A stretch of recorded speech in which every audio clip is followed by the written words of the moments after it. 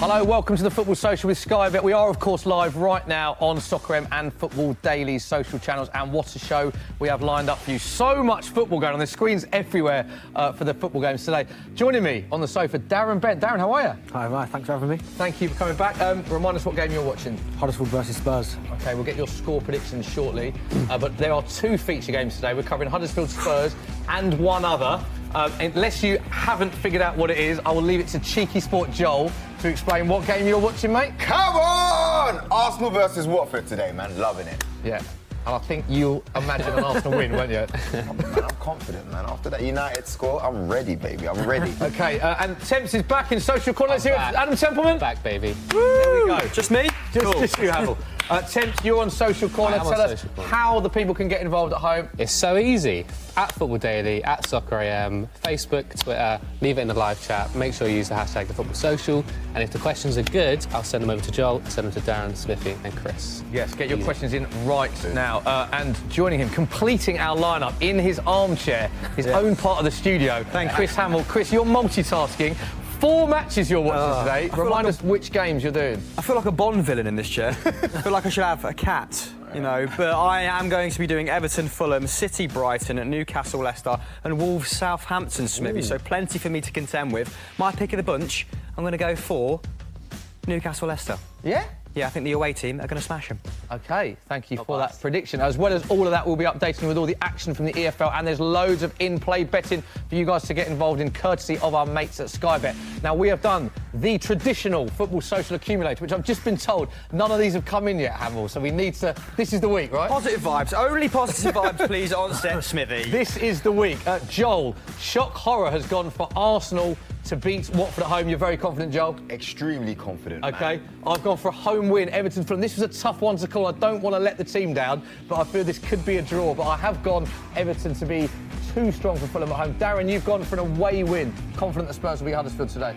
Yeah, I mean, Huddersfield having a bit of a tough time, but I believe Spurs have got enough firepower in that team to cause them some real problems. OK, I had to pick 2 this week because there's so many matches, so I'm confident that Man City will be Brighton. I've gone home win. Hamill has gone for an away win, interestingly, Leicester against Newcastle, and Temps has gone home win at Molyneux for Wolverhampton Wanderers against Southampton. So not a draw in sight. You can get odds for that accumulator of 20-1. Do not forget, you must be 18 plus. Full terms and conditions apply. All odds are live and subject to change. To see current odds and for more information, go to skybet.com. Chris, I'm thinking this could be the week the accumulator comes in. I like that, Smithy. Positive energy, like I said. And Newcastle are toilets, so I think Leicester will dispatch them. That's the most outlandish result we've gone for. So I think safe hands this week. OK. Before we get into the 6 games, we've got to talk about United. I mean, where do we start, Darren, with United? Lost to Derby County, one of your former clubs, of course. They had the Pogba-Mourinho debacle in the week, and they lost. You seem quite happy. They lost to West Ham today as well. What is going on at Man United? Quality. I don't know what's going on down there, but something needs to change before it gets too late. I mean, Manchester United don't even look, at the moment, don't even look like Manchester United. No. They're getting passed off the pitch by West Ham. They don't look as dangerous as they used to look. They don't look as formidable. I mean, they're back 4. They never used to leak goals, but all of a sudden they're leaking goals left, right and centre. They can't seem to string 4 or 5 passes together, and at the moment something's got to change. I mean, I know people are saying this whole Pogba-Mourinho thing, but there's obviously something deeper there that's going on that we obviously don't know about. You say something has to change. What, in your opinion, needs to change? I think one of them's got to go. You think it's that bad? Yeah. It's that bad. I mean, you could just see, like, everything, like, he's taken off Pogba today. That's going to be made a story of. I mean, everyone was probably watching their reaction as they came off the pitch. Was there going to be a handshake or something? Yeah, because we were, weren't we? Yeah, exactly. So I just think that there's so many things going on that just they're not needed at the moment. So I think if it gets to January and it's still the same, then I think one of them's going to have to go. And I think if it's January, it's going to be Pogba. Temps, you want questions about this issue, don't you? I have a question, actually, from Ivan, who says, how long do you think Jose Mourinho has left at Manchester United? Oh, great name, that, Ivan. We get Joel in for this. Joel, as an Arsenal fan, I want to get your take on this. Well, and answer this question. First of all, I'm smiling, obviously. Secondly, you know, it's funny because I was talking to a few of my friends. I was asking the same question. How long has he got? Is it January? Is it end of the season? A lot of people are saying to the end of the season, but if you keep losing games like this, like, it's painful, man. It's October. Do you know what I mean? Like, you've still got a long time to go. I reckon it'll be by Christmas, man. Do you think? Yeah, because I can't see... Go on. No, okay, yeah. You've got to remember that. Man United fans, yeah, they're stuck up, man. Do you know what I mean? You guys watching, you guys expect victory, you expect good things. It's not. It's Cooler not. than that is mate. No, Dig it's at the Cheeky truth. Sport Yeah. Dave. It's the truth. Cheeky Sport Dave is watching. He's not talking to me at the moment. No, mate. mate, he's not. Offering him like orange juice, and he was like, nah, mate. He really doesn't want to talk about it, and I can understand why. Trouble in But paradise. yeah, boy, that's his problem, not mine. but yeah, honestly, I say January because this can't carry on. January. I think he'll go to the end of the season, but I think they'll sack him at the end of the season. But I think if it carries on, I think he'll walk. Do you think? Yeah, I think he'll walk before the end of the season. I can't see them sacking him before Christmas just because they're still right in the middle of the Champions League and it's a funny time. But if it carries on to the end of the season, I think they'll sack him. But if it continues, I think he'll walk before then. I think he'll walk. Watch this space and get your questions into Adam Temple. We want to Yes. know what you think. And United fans, who would you rather keep? Pogba, Mourinho? Get your questions in and your opinions to us in the comments section. Right, our feature game, our first of two feature games, is Arsenal against Watford. Big game this. Two teams that have started fairly well this season. These are the teams. The team news are in. This is the Arsenal team. Joel will get your opinions on this very shortly. Check at the back. Bellerin holding Mustafi, Monreal, Torreira and Xhaka, the two DMs that Emery has gone with. Then Ozil, Ramsey, Aubameyang and Lacazette. Joel, he goes with Aubameyang and Lacazette once again. Most Arsenal fans we speak to seem happy and want Arsenal to play with both of them. Are you one of those Arsenal fans? Have you seen them on social media? Of course, man. These guys are getting on, and you can see that the relationship off the field is helping them on the field. You know what I mean? So for me, I'm confident. Loads of goals, excellent pre-season. Come on, you Gunners. Darren, thoughts on the Arsenal team there? Any surprises for you, or does it pick itself at the minute, the Arsenal team? Yeah, the holding one's a bit of a surprise to me. But no, the rest of the team, yeah, strong. I mean, Aaron Ramsey, another big game for him. Yeah. I mean, obviously, I'm an Arsenal fan as well, by the way, so I didn't know. I'd like him to stay. There's no bones about it. He scores big goals in big games, always looks a threat. Yeah. So this is another opportunity for him to go out there, hopefully get some goals and try and earn that contract. I mean, I think he's earned it already, but it'd be nice to see him do well today. Yeah, well, let's see who they're up against. This is the Watford side. Foster in goal, Navarro, Craig Cathcart, Kabasele, Holebas, and then a 4-4-2, as we've seen many times this season. Will Hughes, Decore, Etienne Capoue, Pereira, and then they've gone with Gray and Deeney, as they usually do, up top. 4-4-2. You know what you're getting with Watford, Darren, don't you? It's how they've been playing all season. Where are the dangers for Arsenal? Where do they need to be careful? Just them front two. The front two? Yeah, I think the front two. I mean, fair Decore as well from midfield, he gets into the box.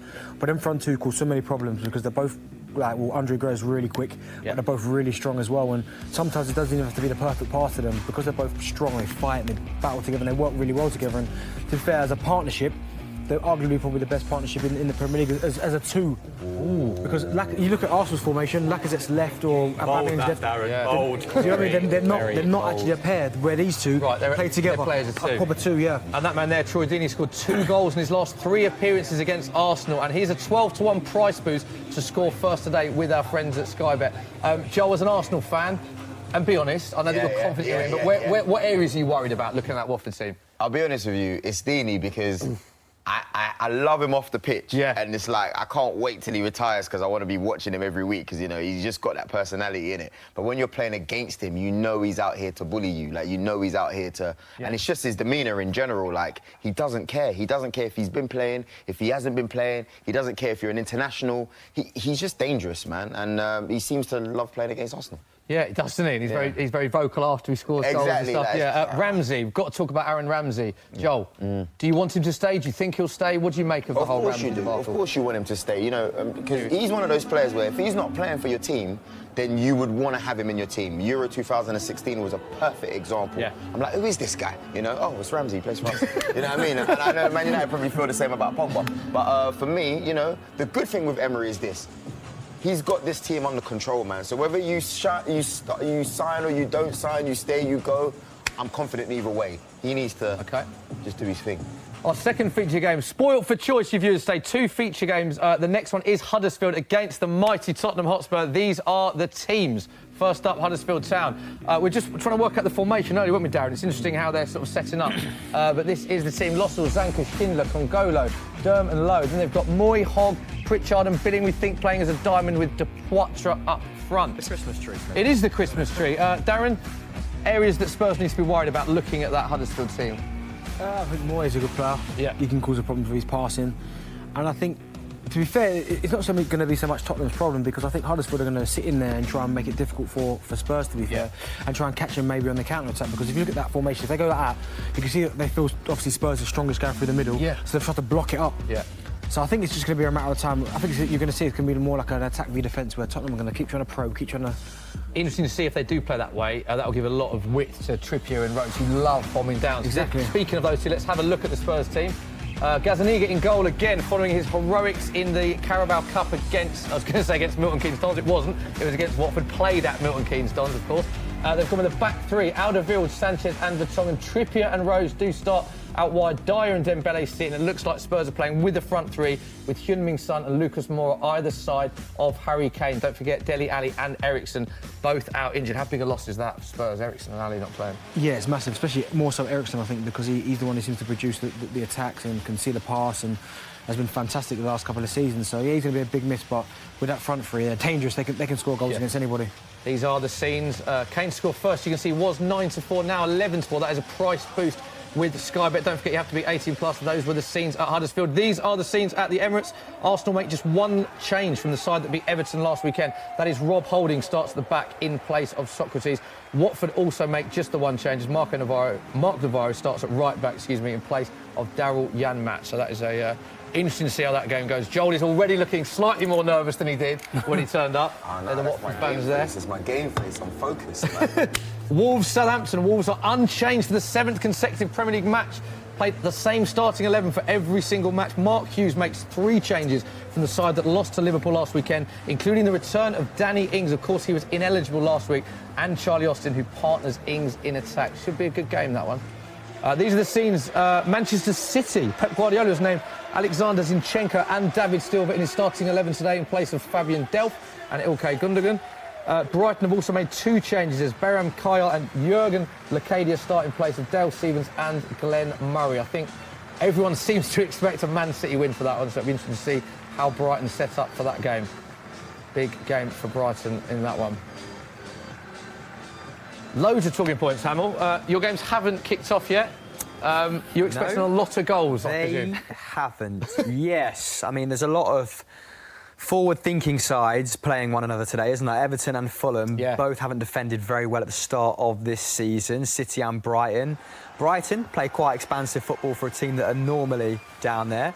And Newcastle, like I've said, not as solid as season's gone by, but not as good up front either, so not got a lot going for them right now. Well said, Hamill. Leicester, again, their strength is in the final third. I think the young lad arriving from Norwich has been a revelation this season. And Wolves versus Southampton. Southampton have struggled up front, haven't they? If they hadn't signed Danny Ings, I think they would have been done for, but Dings to the rescue. So, yeah.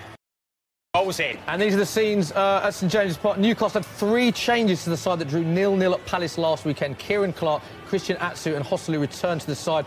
Claude Puel welcome back captain Wes Morgan to the side, as well as handing a starting place to Ricardo. And we did just before that see scenes at Goodison Park. Everton name an unchanged side to the one that lost at the Emirates last weekend. Fulham make 4 changes to the side that drew at home to Watford. Ream, Brian and Guisa are all handed a starting place as long as the door is. So a lot of changes for Fulham. James Maddison, that man. What start to season he's had, by the way? We've got to talk about James Maddison. He's been brilliant, hasn't he? He has. He's been the fulcrum of that Leicester side. In the absence of Riyad Mahrez, they needed to bring in a really creative player with good output, and he's not even taken long to assimilate. You know, he's been Leicester's biggest goal threat. Jamie Vardy, of course, suspended for 3 games, which didn't help back now. But a really promising player and looks like an absolute snip now at 22, 23. So I'm looking forward to seeing big things from him. Yeah. Darren, Leicester, my hometown club. I'm a Celtic fan, so if you wonder why, you know, I'm laying into Newcastle, that's the reason. I have a vested interest in seeing Leicester succeed. We do have to go to social media. Temps had some great questions last week. What are people talking about? People are asking about Ramsey. So obviously he has rejected a new contract, and contract talks are over. Apparently, this is what the reports are. Where should he go? Is what Nathan is asking. What club? Joel, you seem very animated here. Do you want him to go? Because I'm just saying, I knew it. I know that Unai isn't here to mess around, mate. You either want to do the thing or you don't want to do the thing. That's whatever that thing is. They're the best. It's probably £150,000 a week. They're the best managers. They're the best managers. They're the best managers, I think. Because, why do you say that? Because if a player's like flitting around and not wanting to sign a contract, wants to sign a contract, it's not enough money. I prefer managers to go, okay, we'll go and find somewhere else. I need to move on without you. You can't, like, this whole Mourinho Pogba thing, you can't get into a similar situation with Ramsey where one player seems to be holding up the club moving forward in some respects. So if he wants to get rid of him, then he's got to let him go. Where do you think he should go? Or where do you think he'd fit in? I was having this discussion yesterday with someone. I can't see... I can't imagine him anywhere else. But that also, I can't see him at Chelsea, can't see him at United. No. Manchester City don't need him. No. Liverpool, he's never going to get in that midfield. Definitely not. So where does he go? Everything else other than there is going to be a step down. Well, he's not going to go to Tottenham. He's been linked to like AC Milan and Juventus, hasn't he? Really? Maybe, yeah. AC Milan with Foreign might be better. Gazidis might bring him over. I've always said I can see him at Chelsea, you know. I can see him in the Chelsea squad, man. Because when you look at what they've got, I'm not really convinced that, you know, I mean, yeah, they're doing well, but I reckon he could fit in there somehow. And they love to have, like, players. I'm not saying he would start, but they love to have surplus players hanging around, so... maybe. Meets their quota, don't it? He strikes me as a very Juventus-type signing in the way that they snapped up Emre Can on a free, and they'll get the most out of him. They could do with refreshing that final third. Cristiano Ronaldo obviously turning 34 in February, and Sami Khedira, kind of his body's falling apart, which is a shame because he used to be a magnificent box-to-box player, but he would offset a lot of their kind of general decline in midfield. So I think that'd be smart business from the Bianconeri. Right, all of our games are underway. Hello, Everton on the attack. Chance for Everton. Oh, narrowly wide there. What happened? Come on, Sigurdsson, elusive as always on the edge of the box. Almost sneaked in there. Fulham have been readily exposed on the counter, haven't they, throughout the course of this season, the start of the season, in fact. Sigurdsson falling on his bum there, putting it narrowly wide. I say narrowly. Could have put an ice cream van through there, but... What's going on at Arsenal? Chance at Watford, Joel. What happened there? Man, you know, it was a corner, but, you know, I'm convinced that the goalkeeper was fouled on both occasions. Here's the replay. Look at that. Look, Troy Deeney bullying us again. Look at him. Get your shoulder off check, man. Watford started quite brightly, Joel. They've had a couple of corners. They've started quite aggressively in this game. Well, they just happen to have the ball in our half, so if you want to call it... You're dumbing it down, aren't you? You're very confident. It's 3 minutes in, mate, do you know what I mean? Like, we'll be I've got a feeling he might be calling you on them throughout the whole... Smithy, to be honest. You're not worried at all. Nah, You're very confident Arsenal fan, but they're on the attack again, Joel. Oh, my They're on the God. attack. Chance for Watford. Yeah, but Easy to deal with. goalkeeper was always going to get that, wasn't he? To be fair. Darren, Huddersfield, Spurs. Hello. How have Spurs started in that one? Quite slow, but Huddersfield have come out really aggressive. Like, they're putting the challenges in, they're getting tight, they're getting up the field, they're all snapping at, look, Spurs players' heels, nicking it again, whack again. They're playing really well, Huddersfield. They've come out the blocks really, really fast. And I think this is how they were going to have to approach the game, because if they let Spurs settle, then they're going to be in trouble. But no, they've started off really well. This was a very comfortable result for Spurs last season, wasn't it? Oh, I think Harry Kane too often, about 15 And minutes. they started slow, Huddersfield. So you think that's why maybe they're changing the format, changing it a bit this time around, because they saw the damage that Harry Kane did?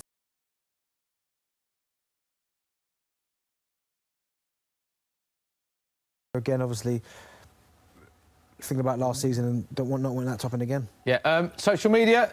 Yes, Sam, some good questions so far. Whilst it's 0-0 before the goals come flooding in, what other questions have you got? I'm heavily distracted by the Arsenal game, but I've got a question. When did he go down? Joel, let's go to you. Joel, what happened in the Arsenal game? Well, somehow, right, Lacazette stayed on his feet when I thought he could have rightfully went down. Yeah. Because we love to be fair here. Rightfully went down. But he stayed up and he tried to get it from an impossible angle, and we've had a chance that's just gone wasted, to be honest with you. He should have gone down. Darren, is that a penalty? If it goes down, is that a penalty? Of course. It's not even about him diving. Too honest. It's too honest. Even Yeah, he's way too honest. it's not That's even a about diving. foul. It's a foul. Bang there. Yeah, it does look like a penalty. The replay's still like a penalty. man. Question for you, though. Do you think the ref has not given that because he didn't go down? Yep. Yeah, played on. Played on. Look, he just A lot of film, but slight penalty put earlier on in the Spurs game, apparently, but Huddersfield Neves on a free on the kick here, attack Smithy. now. Let's go to Hammer. What's happened in your games, mate? Oh, Neves, I was expecting that to go top bins, but it's trickled wide after coming off the wall. But it looks like Sessegnon may be injured. A Fulham player has gone down with what appears to be a shoulder injury, and that'd be a real shame because he's had to rotate with Vieto. He's been blooded in at the start of this season, hasn't he? And he's not got a lot of game time. I think we're all very excited to see him. Yeah. But no, someone from Everton, an absolute bruiser, has, I think, gone shoulder to shoulder, and he's come out the worst. Yeah, that'd be a shame. Man City battering Brighton, by the way, at the start of this game, as we've kind of come to expect, and I don't think much of knockouts highlights either, to be honest. Really good round-up, Hamill. I really enjoyed that. Thank you very much, pal. Chance for Huddersfield, Darren. Yeah, free kick more. You know. Oh no. What was that? Terrible. That was not the greatest free kick I've ever seen, was it? Terrible. Hit the wall. And he's got better quality. Well, it wasn't Moy, to be fair. He's got good quality. But the danger's not been cleared yet. Still with Huddersfield. Spurs look like they're under the cosh a little bit here. You're right. Huddersfield started quite aggressively. Really aggressively. They're up the pitch really high and they've done really well. But this is the way they're going to have to play against Spurs because if they let Spurs settle down, they're going to be in trouble. Joel, chance for Watford, half chance. I don't know. Quite an open game, isn't it, that game? Well, now I want to agree with you. Like, it seems like they're having a bit of joy in our hearts. Like, they really are. Like, do you know what I mean? I was going to start cheering for Huddersfield, but I'm trying to focus on our own. It's very end-to-end. Like, I'm really surprised. Very open game. Interestingly, Gareth Southgate of all the games is at Newcastle-Leicester, Hamill. He is. So why not? Eyes on James Maddison, because England are missing a number 10, aren't they? It's true. Dele Alli more of a second striker these days. Is Damari playing Gray? Damari Gray. He's injured, I believe, isn't he? Yeah. Do you know what? I actually don't. He's not having the best time of it in the Leicester side. I think he's only been involved with like 3 goals in the last 20+ appearances. I want only good things for him because I thought at one point he was going to be a hell of a player. But Darren, talk us through this chance for Tottenham. And what are they're appealing for a penalty here? It looked like fullback to fullback, to be fair. It looked like Trippier got the ball wide. Was it Trippier? Yeah, Trippier crosses it into the far fullback, which is Danny Rose. Brilliant cross. Brilliant. Oh, he's got to hit a target there. Trippier whips in. It's a lovely ball from Trips. Oh, man. Danny Rose. Should Danny Rose score from here, do you think?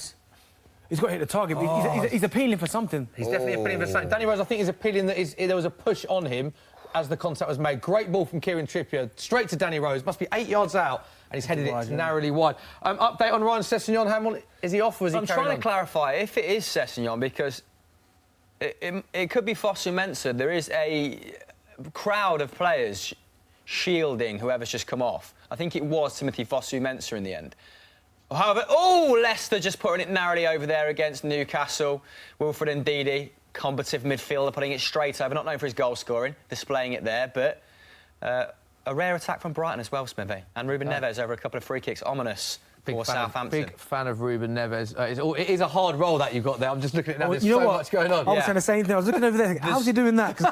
Also, no graphics on screen, I'd like to point out. So, pretty much guessing at thumbnail-sized players. But I wanted to ask you, Tottenham boys, do you think Kieran Trippier, a bit of a defensive liability down that right-hand side, will they be targeting him? Because good going forward, but not convinced. There's an out right back. Chance, as you said, that was a chance for Huddersfield. The question, is he a liability at the back, do you think? You think because he attacks... Yeah, because your defence hasn't looked as solid at the start of this season as it did last season. Watertight when you had a back 3. But I wonder, I kind of see a pattern reoccurring down opposition's left-hand side when Trippier's kind of left up the pitch. The one thing I'll say is it's interesting that Poch has rotated. We've sometimes played as a back 2 and sometimes played as a back 3. I do think that Trippier and Rose are better suited when we play as a back 3, because when you've got all 3 of Vertonghen, Sanchez and Alderweireld, he does have more licence to go forward because there's 3 of them there. And there's no doubt for me, Kieran Trippier's, I don't know if you agree, but his best asset is crossing the ball and going forward. Yeah, balls, yeah. I wouldn't say he's a liability, but I think he's had a fantastic World Cup and brilliant season last season. But, yeah, I know where you're coming from. I think his best assets are going forward, so... Interesting to see how Huddersfield attack that. And to be fair, Darren, Huddersfield look like they've started quite well in this game. They have started really, honestly, they've been on the front foot, they're getting the tackles in, they're creating chances, and to be fair, they've really surprised me because I thought Huddersfield this season have been poor, especially going forward and retaining the ball, they've been terrible. But this first half here, they've all rolled their sleeves up, they're putting the challenges in. Awful tackle there from Knockout, by the way, Smithy. You must have heard what I said about his limb. Chance. Kane to score the first goal, 11-4 with Sky Bet. And he just had a one-on-one. It's been saved. That's quality work from you sneaking that in before the shot's been taken. That is expertise. Just to remind you, there is a price boost on your screen right now, courtesy of our friends at Sky Bet. Kane to score first goal is at 11-4. He's just had a one-on-one miss. Don't forget, you have to be 18+. Full terms and conditions apply. Don't forget, Harry Kane was prolific in this fixture last season. Spurs won home and away against Huddersfield last season. Darren, talk us through this chance that Harry Kane missed. I wonder if he could have squared it. I mean, the defender's done really well to... Now, could he have squared it? Tight angle, wasn't it? It's a tight angle, but to be fair, you think of Harry Kane, you think it's a goal. Darren Bent in his prime, do you expect that to go in? Yeah. That's it. Looking at it there, he could have squared it, but listen, it's Harry Kane, mate. He's going to finish it 9 times out of 10. Hamill, still 0-0 in all of our games so far. It is. We've had some half chances. The Newcastle stopper just putting one narrowly, putting it out for a corner there. But I've got to say, spending most of our time here in the middle third, Mitrovic there putting himself about a little bit. Like I said, nasty tackle from Knockout, almost putting Zinchenko out. But apart from that, bit attritional. Joel, chance for Watford in your game? Yeah, like, you know what? Like, they've had the ball like a lot for an away team. You just saw a chance there by Hughes. It went wide. Yeah. I've seen Czech's distribution. It hasn't actually been that great so far. He was your man of the match in the last game, though. But yeah, no. He was a good player. Fair enough. But right about now, last like, night. I'm not really confident as, you know, but it's the start of the That's game. what I said. You started confident, but Yeah, Watford, you know what I are mean? playing quite well. Yeah, I don't know. I think there's just pressure because it's a new era for us. So Yeah. we're not really used to a cycle yet, if that makes sense. We don't know how it feels to continuously win or continuously lose. So I'm still on edge. Thoughts on Emery as an Arsenal fan? I love him in terms of he's straight. You know what I mean? I think the contract example is perfect. That's how he is. Look, this is what's going on. This is what's happening. I was having a chat with Bellerin 2 nights ago, and he was saying Name when drop. he came back from... Yeah, definite name drop, mate. That's as close as it gets. Next week, I'm going to be name dropping Darren Bent. Like, yeah, you know, next week there's Darren Bent. And literally, like he said, pre-season, they came in, this is what's going to happen. If you don't like it, lump it, jog on. Well, speaking of Arsenal, we hope to be... we'll come to Hamilton in a bit. We hope to be speaking to Robbie Lyle from AFTV at half-time. So we'll be giving a call subject to his strength of his signal of his mobile phone. We hope to be speaking to him at half-time. Lots going on. It is 0-0, but lots going on in that Arsenal game so far. Hamill, chance in one of your games? Oh, Shirley's had possibly the best opportunity of the game, picking it up just inside the 18-yard box and absolutely blasting it over. He's been one of the most productive players for Fulham this season. I remember him taking 11 shots against Burnley. 11. They're Ronaldo numbers. What are you doing, Sherlock? However, everything remains 0-0. There he is. Yeah, still. Wait, you're a big fan of Sherlock, Darren? No, I'm talking more. I was looking at Moy. talking Yeah, Moy? yeah. Such a good player. Yeah. Technically brilliant on the ball. Great distribution. Strength. Yeah, Spurs struggling to get into this game a little bit. Huddersfield started very well. Whilst it's still 0-0, we can go back to social corner. Temps. Hi, mate. What are people talking about? Have you got some questions for us? Yeah, I've got... Well, we were talking about Czech, so some people were asking, who do you prefer in goal, Leno or Czech? Ooh. It's a bit hard so far because I haven't seen enough of Leno in the Premier League to be like, oh, definitely Leno or whatever. I just enjoy the fact that there's competition at the moment that I haven't seen at Arsenal for a long time. Whether it be with the goalkeepers, whether it be with the strikers. I agree. know, right now I'm happy. You know. But do you think Czech can play in this system of passing the ball out? Well, He hasn't got the hang of it quite yet. Yeah, but it's been what 6 games. You know what I mean? Like, let the guy chill out and. You know what I mean? Learn it a little bit, you know what I'm saying? It's like getting sacked. I call it, it's like trying to sack someone on their 6th day at work. Like, give him a chance, innit? You know what I mean? Let him do what he has to do. Fair. That's fair. And, but if you're going to ask me, at the current moment, I'll go with Czech because Unai's gone with Czech and I don't have my own opinion. Great ball in there. Oh, we almost had a goal in the Everton-Fulham game. Kurt Zuma putting it over, I believe, because he's running away, so I guess it's not a corner. I believe forgot he was there. But lovely ball in there from Lucas Digne, I believe. Oh, man. And he's put it on an absolute play, and Kurt's straight down the keeper's throat. Oh, it was a save in the end. Kurt just obviously not backing himself to stay up for the corner, when I think he should because he's massive. Good save. He should be a World Cup winner, he should. Decent save. So all of our games still 0-0 at the moment. Temps, what are your thoughts on the goalkeeping situation? The goalkeeping also an situation. Arsenal fan, another Arsenal fan in the studio today. A lot of Arsenal fans. Yeah, no, we've got three in the studio today. Again, I'd have to agree with Joel. I'm going to stick with... Chance for Arsenal! Arsenal! No! Joel, talk us through that. Lacazette threw in on goal. You know what? I'll tell you this though, right? Go on. He, for a small striker, right? He's not like a Michael Owen or someone that you expect to be extremely nippy, right? If there was anybody else, any other small striker, they probably would have dinked it in real quick. To me, I just feel like even though he's running, he's not. Go round him. The keeper's already on the floor. The keeper's go round him. Look, he's running on the floor. Lacazette is one-on-one with the keeper. The keeper's gone down. Lacazette's tried to dink it and he's shanked it wide, one-on-one. Big chance. Joel, look at Unai Emery. Yeah, he's keeping the positivity. He's keeping it positive, isn't You know it? what I mean? He is. I like that. Darren, give me some more. Give me some more. What do you do in that one-on-one situation? Just keep going. Go round him. Like the keeper's already fallen on the floor.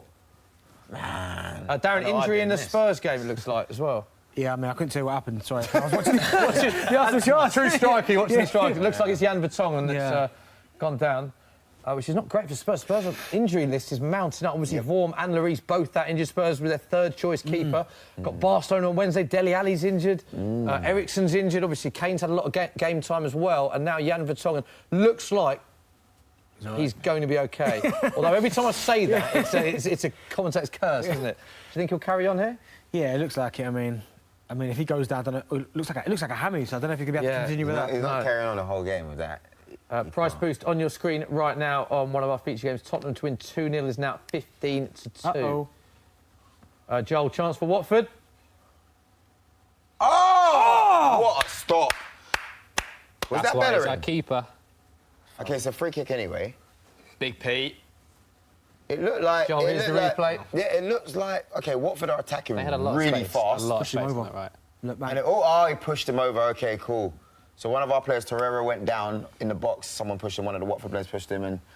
So it wouldn't have counted the ref as... block from Bellerin. Was it Bellerin? Great block Bellerin, from yeah. Bellerin. Wow. Yeah, Oh, great really block good. from Bellerin, but it wouldn't have counted anyway because the ref has signalled for a free kick for Watford. Oh, no. Very open game at the Emirates. Yeah, I mean, much more than what we were... I haven't seen such an open game since the West Ham Yeah, game, that to be was fair. open, wasn't it? Yeah. So, yeah, we'll see how it goes. Back to social corner attempts. Yeah. Any further questions? Just remind the viewers how they can get in touch, the hashtag, the handles, the give them hashtag. all the information they need. The hashtag is the Football Social. The handles are at Football Daily, at Soccer AM, or in the live chat. My next question is from Riyadh, who says... Oh, great last man tackle. Carry on, Temps. Sorry, Harry mate. Maguire doing what he does best, getting his body in the way. Go on, Temps. My question comes from Riyadh. He says, one player from the Championship that you would have in the Premier League, who would it be? Mason Good Mount. question. Yeah, Yeah, great Mason answer. Mount's got a lot of potential. Everyone's talking about it, aren't Yeah, they? I watched him in the week against Man United and he was outrageous.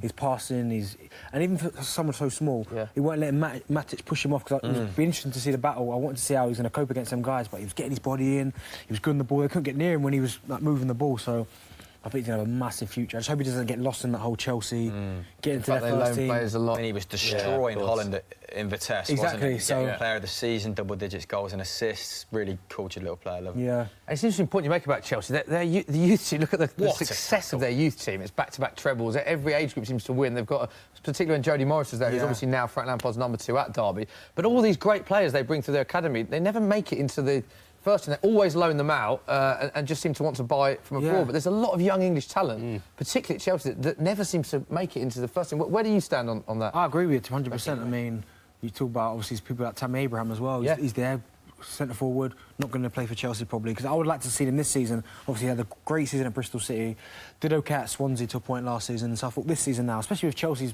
centre-forward problem, Giroud and Morata, I thought he might get an opportunity, but for whatever reason, they're not giving the young kids an opportunity, so it's difficult, and obviously, when you keep loaning them out, Yeah, not like you at Ipswich, mate. 16 years old. Get in there, Darren. Do the business, Darren, at 16. I think the game's changing now, though. People want results now. They're not willing to wait anymore. It's a short-term. Chance for Spurs. Heung-min Son. Oh! Heung-min Son loves that cutting inside.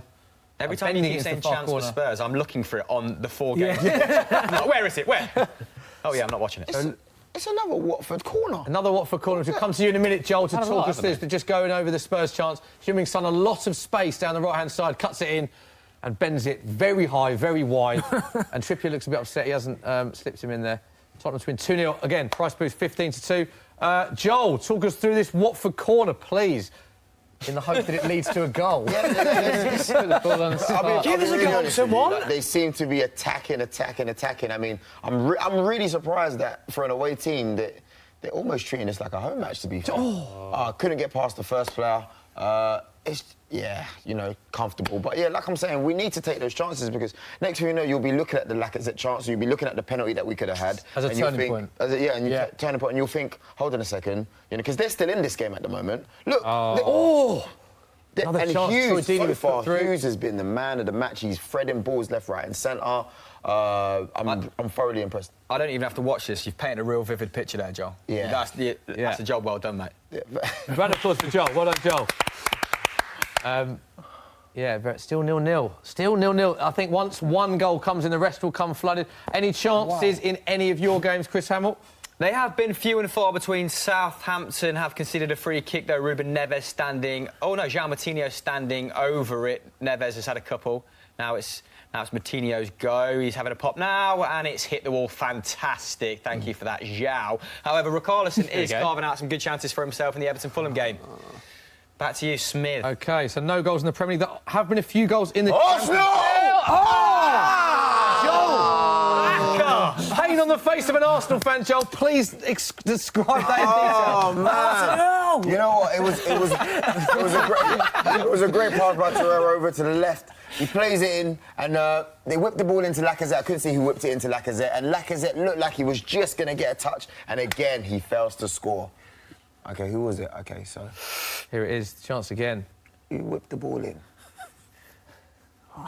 Nice ball. Darren Bent is loving CheekySport Joel's pain on his face, describing that. Arsenal, a lot of chances for both teams in that game, so no goals in the Premier League, but there have been some goals in the Championship. Darren, your beloved Derby, 1-0 down at Bolton, unfortunately. Brentford 1, Reading 0, and Swansea 1, QPR 0. So Beloved. 3 goals. Well, Ipswich, please. What's Ipswich score? Ipswich is 0-0 at Birmingham. Thank you. The thing is, if I said beloved to every team you played for, it'd be here all day, wouldn't it? Yeah. On that note, of all the Beloved teams you child. played for, the team that you had the fondest memories of? Ipswich Town. Ipswich Town. Ipswich Town, yeah. Still not. OK.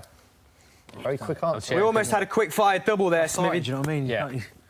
Go on. Diarme putting it wide for Newcastle, and I believe Raul Jimenez putting it on target for Wolves. But Joel's inspired me now. I'm just going to shout the name of the team every time they get near the goal, all right? My guy. Oh, man. The early result was, of course, West Ham 3, as we spoke about at the start of the show. Man United 1. Felipe Anderson, Victor Lindelof, Marco Arnautovic for West Ham. Obviously, Lindelof was an own goal. Marcus Rashford did score for Man United. So, Man United fans, get in touch with us. What is going on at Man United? Have we had any Man United-related questions? Any further ones, Temps? Yeah, we actually have. People are just asking when will he be sacked. Wait till Sigurdsson takes his free kick, happen? lads, because... Oh, no, it's been rubbish yet again. My bad. Should have interrupted. Carry on. That was terrible. Yeah, everyone's just asking the same thing, when will he be sacked? But we've already covered that. I've got a question for Darren, though. Obviously, you had the fondest memories at Ipswich. I'm an Ipswich local. Yeah, I had a season ticket back when you made your debut, which is insane. What is your favourite Ipswich Town memory? Ooh. My favourite memory, I remember being on the bench when we played... do you remember Inter Milan?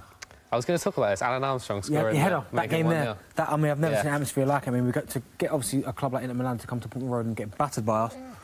Was that is insane. The prospect of Inter Milan. Yeah, I mean, and we're talking about the proper Inter Milan. Good Inter Milan. They weren't the rubbish one. Vieri, Ronaldo, Jokaev, people like that. Yeah. Phenomenal, in East Anglia. Clarence Seedorf. Yeah. Wow. Beating 1-0. He's still good, by the way. Yeah, I mean, we took a hiding away, 4-1. Yeah, absolutely. But by that then, home result. that result there was... That whole season, to be fair, was outrageous. That was a great season. Yeah. And you say great atmosphere. Best atmosphere in your whole career or Ipswich Town? Ipswich Town, my whole career. I was going to say, that would have been something. Yeah, he used to be good in Ipswich. What are you talking about? Good question, though, Temps. One from yourself as That's well. from me. Oh, That's from me. Oh, no, he's not. Joel, you had another corner from Watford in a... Yeah, it's Half really chance for end-to-end Arsenal. stuff Mike at the Ashley. moment. Mike Ashley smiling in one of the games there. Yeah, I'm just watching Mike Ashley pick his nose, scratch his chin, contemplating selling the club, apparently, to ex-Chelsea owner. His name escapes me now, Smith. We were talking about this beforehand. Is it Peter Kenyon? Peter Kenyon is potentially coming in for Newcastle. I reckon Newcastle fans would probably receive that news pretty well. I agree. Has he got that kind of money, though? Anyone but him. I don't know. It was talked about today for the first time. He's interested, so I think there's a long process as to whether he will be involved. But they're interested in murmurs is a good word to use. And as Chris quite rightly says, I think it'd be interesting to see Newcastle's fans get involved in the comments section how you'd think about that. But I know that the relationship with Mike Ashley and the Newcastle fans is not the best. Is a nice way of putting it. At least he looks quite smart today. You know, He's dressed up, is he? He's dressed to the nines. So Penalty in the Spurs game, Darren? No, not given. please. Got Trippier across. It's the first goal of the game. Darren Bent trying to score it. What a cross from Trippier again. I mean, Lucas Moore goes down with the tackle. It's offside. No! It's not. Darren, is it offside or not? I need to know. It's a goal. I mean, it was an unbelievable play from Lucas Moore. I mean, I thought it was a penalty at first as a tackle. Yeah. But he rolls the ball back to Trippier, whips it to the back stick, and Harry Kane comes towering in, by the way. Fantastic The header. jump he gets, Harry Kane, on this. I mean, look, Spurs that appeal looks like a for penalty out there. Spurs appeal for penalty. Trippier again, doing what it does best. The height that Harry Kane gets on that header. hung there like a picture. For me, that's a pen, that. You think Spurs should have had a pen? Yeah, that's a penalty there, but To be fair, what a header this is. What a cross from Tripper, but what a header That's that a great is. goal. It doesn't matter because if it was a pen, it would have been Harry Kane. Probably would have scored with his penalties. It's a definite penalty foul on Lucas Moura. 100%. Moura brings the ball back to Trippier. Trippier What whips a it in. header. Harry Kane from... He's not far out, is he, Harry Kane? But the leap he gets is incredible there. World's best for me. World's best centre forward. For me, world's best. Better than Robert Lewandowski? Yeah. In that number 9 position? Yeah, for me, yeah. Wow. Yeah, for me. High praise there. From someone who scored a lot of World goals. nine, as in number 9. So number 9, the greatest in the world, Harry Kane. right now, for you. yeah. Why do you say that? Because he just seems to like when people criticise him at the World Cup, but he's still got the golden boots at home on the mantelpiece. People say that he's not got these different attributes. I mean, he's won 2 golden boots at the last 3, and for the Premier League, supposed to be arguably the toughest league to play in, and he scores 30 goals consecutively in 3 seasons. It's interesting, isn't it? When he got the golden boot first, one season wonder, then he wins it again. He can't do it in the Champions League. Scored record goals in the Champions League. Can't do it in the World Cup. Wins the golden boot in the World Cup. It's like he constantly keeps. Oh dear. I mean, you look at Lewandowski in the World Cup. It was like I was really looking forward to seeing him as well, and he did nothing. So it was. You have to say it was good advantage played by the ref in a way. It was a definite penalty. We all think on the sofa that Spurs should have had from that foul with Lucas Moura. Play was waved on. Ball whipped in from Trippier. Goal from Harry Kane. It's our first goal of the day. Spurs lead at Huddersfield 1-0. And there's a couple of players down, Darren, isn't there? Yeah, I mean the defender who gave the penalty away. Well, supposed to be a penalty. He looks like he's really injured himself. Yeah. Is Lucas Moura down as well? Oh, more injuries than goals today. Come on. Looks like he's done something bad there. And he screamed straight away. You can see him there. He screamed straight away. Is Moura down as well, or is it just Huddersfield? We're just waiting to see replay. They're showing replays of the goal. Great goal from Harry Kane. Great leap. And Kane to score a brace. He's just got one. Kane to score a brace is a Sky Bet price boost. You can get that at 5-4. Don't forget, you must be 18 plus. Full terms and conditions apply. Hamill, a few groans from you in the corner. What have you been witnessing? Yeah, a couple more players have gone down. One for Everton. He appears to be up now. Marco Silva looking tentatively on. And Marco Silva's record since being in England defensively has been appalling. Worse than Steve Keane, I've been assured by one of my esteemed colleagues. Was he at Blackburn, Steve? Yes, he was. I'm not surprised you forgot. It wasn't a very memorable stint at all. I think he ended up in East Asia somewhere. However, apart from Steve Keane, nothing to report on, really. So, Harry Maguire, brilliant save there from the Newcastle goalkeeper. The towering microwave head of Harry Maguire, almost putting Leicester ahead. Pep Guardiola looking on in the stands, wondering why this City side haven't scored yet. They've been pushing and pushing. But Everton and Fulham, fairly even. Thank you very much, Hamill. Injury at at Huddersfield, Darren. I can't quite see who it is, but obviously, as I said before, it was the guy who made the tackle for the penalty. He's gone down and he's had to be stretched off. It's sad, to be fair. I mean, I'm not quite sure who it was or what he's done, but as I said, as soon as he made the tackle, he kind of threw his arms up in the air to say, I've done something bad here. He did signal, didn't he, to the bench to say he knew it was a nasty one. So Huddersfield make that enforced change. Goal! Ipswich Town 1-0 up. Come on, against Birmingham City. We don't have that information. Manchester City! Finally, we'll find out. Goal for Man City. Hamill, talk us through it. 3:00 games. OK, so Raheem Sterling arriving late there at the back post. The habit he's definitely picked up since Pep Guardiola came to the club. Coached that into him. Right place, right time. I'm thinking it was maybe Leroy Sané who hammered it across the edge of the area. Penalty. We've got a penalty in the Leicester game. It's all going on. It's like a London bus. We've been waiting for ages for one. Now we've got 2 potential penalties. Handball there from somebody in a Magpies top. Harry Maguire attempting... That would have gone miles over. Harry Maguire's getting forward a lot, isn't he? That would have come down with snow on it. DeAndre Yedlin conceding the penalty there, but...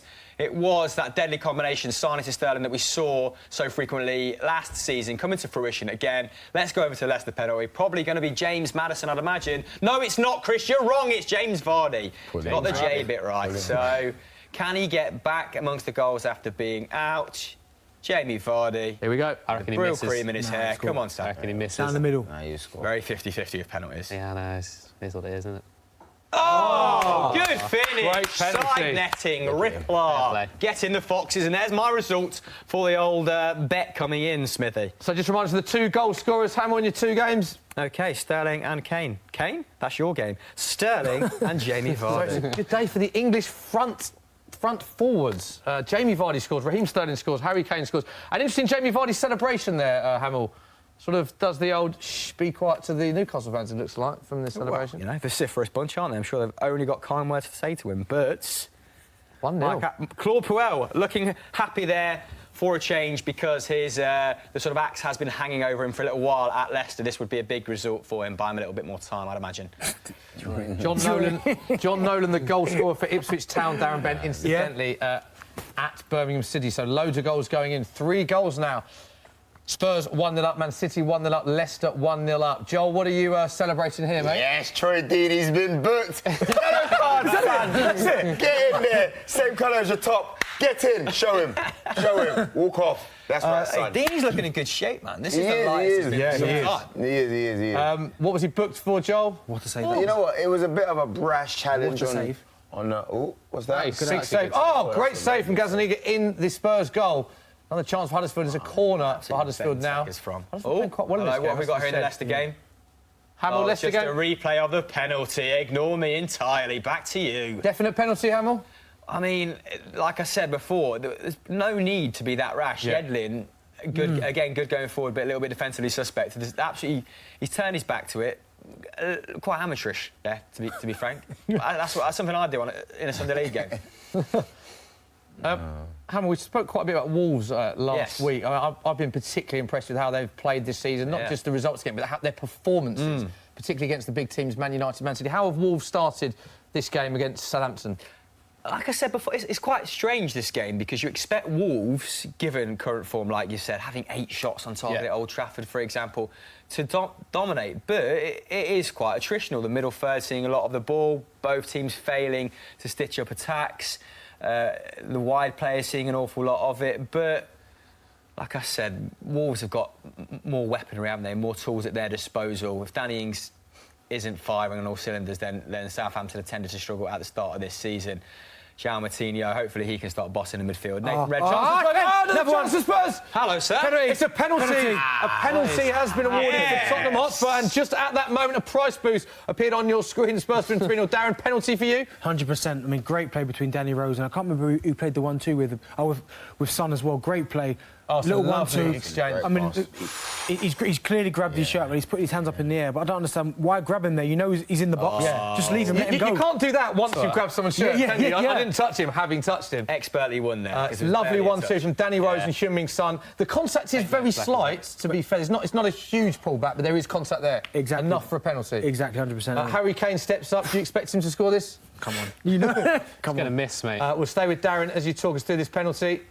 Standing there. Did you have a favourite side, Darren? Keeper's right. I used to like to go to. Keeper's right, yeah. Harry Kane steps up. Goal. What a goal! Harry Kane makes it 2-0. Tottenham against Huddersfield. Great penalty. Never in doubt for you, Darren. No, never at all. I mean, he looked so confident when he's taking the penalties. I mean, he sent the keeper the wrong way. Great penalty. I mean, and to be fair, Huddersfield, they conceded the first goal. They got back into it, to be fair. They rallied again, got around Tottenham, made it hard, but then again... What a penalty. Tottenham sucker punch, wang, 2-0. What a penalty. Spurs 2-0 up. Come on, you Spurs! Hamill, any further action in your games? Richarlison down now, buddy. And that is not good news for Marco Silva if he stays down. Are you punching the air there? I was just excited to be scored. Was that the replay that set you off? Smithy, come on. Come on! Richarlison receiving treatment on the pitch now. And without him, Everton don't look the same side, did they? I think I had a look at the numbers last week. Guess who's taken the second most shots in the Everton side at current, per 90? Leighton Baines? Michael Keane. Wow, really? So they are struggling in the final third. Even Walker, after his good start, not really as dangerous in recent weeks. And if Richarlison goes off, bit of a nasty tackle, by the by. So not quite sure who it was by. Not really getting the replay, but painting you a very clear picture here. He's hobbled off. Yeah, it does not look good. Joel, we haven't come to you in a while. Arsenal, Watford. No goals yet. How's it been? No goals, but it's a very aggressive game. I think out of all the 0-0s that's happening right now, this has probably been the most exciting that I've seen for a while. Not just because I'm an Arsenal fan, but honestly, it's really dangerous. I just feel like someone's going to score first, but I just can't tell you who. It's great analysis, isn't it? Someone will score first. He doesn't know who. That's the best way I would put it. No, because argue with that. I'm really interested in seeing the stats, like how many corners, how many, you know. A chance, Joel. Watford free kick. Dangerous area, this. Dangerous area. This worries me. This is going right on the back. This is a horrible angle for Arsenal. Yeah. It's going right over the All back. glued to this Watford free kick. Ready? Little step over. Whips it in. Oh, chance! That's a dangerous area. Well done. Check gathers. Check. Solid, Well done. solid. It did just kick kick straight at him, but... Yeah. Did you all see that screenshot going around on Twitter of Peter Cech during contract negotiations? Yeah, on FIFA yeah, still with the wearing hair, his helmet? That was absolutely class. That's the best tweet I've seen in a long time. Standing on my timeline pretty low. I'll be honest with you. Even though he got the ball, I really feel like he fouled. Yeah. He fouled That was an one of their elbow players. straight That to was the a face. really bad. He would have been complaining if he had that challenge. Who are you talking about, Joe? Petr Cech seems to have fouled one of the Watford players. Bang. Oh, But yeah. He just ran into him. Brutal. That should be a Watford penalty. You think so? Watford penalty, yeah. That should Disagree be. with that. What's that then? What would you say that is then? That was just a coming together. Come on. Yeah. That's a bit Keepers too get away with all that, didn't they? Yeah, Yeah, no, keepers that's do way get away too with a lot, strong. don't they? That's way too much, in my opinion. What A the chance ball for is. Huddersfield. Oh! Look at him having a good old chat with Howard Webb lookalike. Another corner. That's another ball, bloke.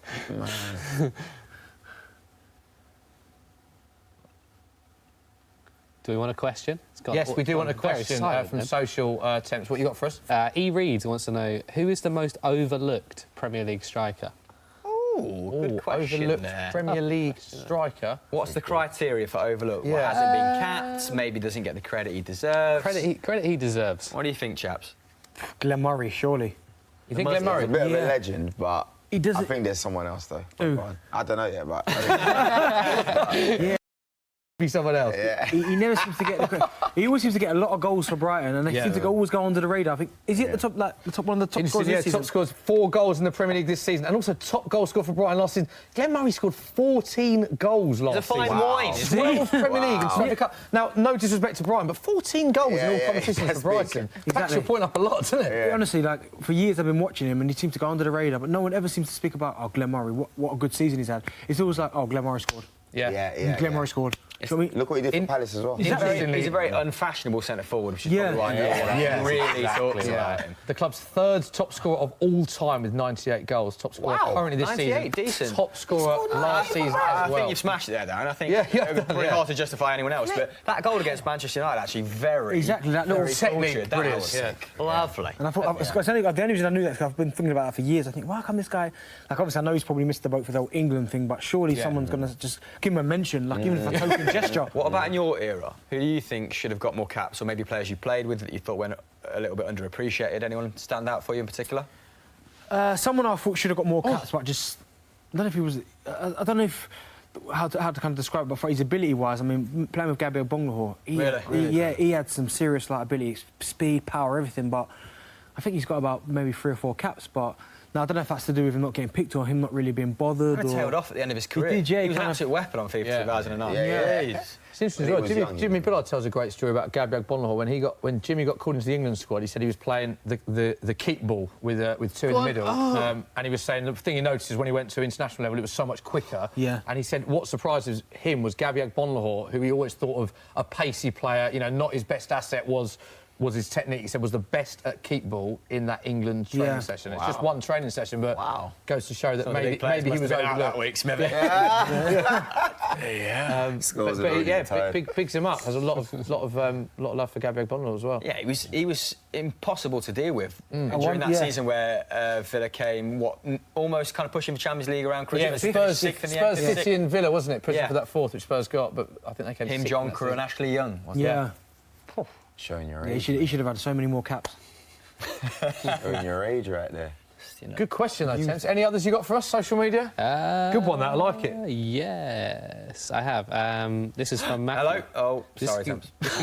can go to everyone. Yeah. Who's the most interesting footballer you've ever met? Oh, Darren Bent. Oh, wow. Yeah. Most interesting. That's the key word there.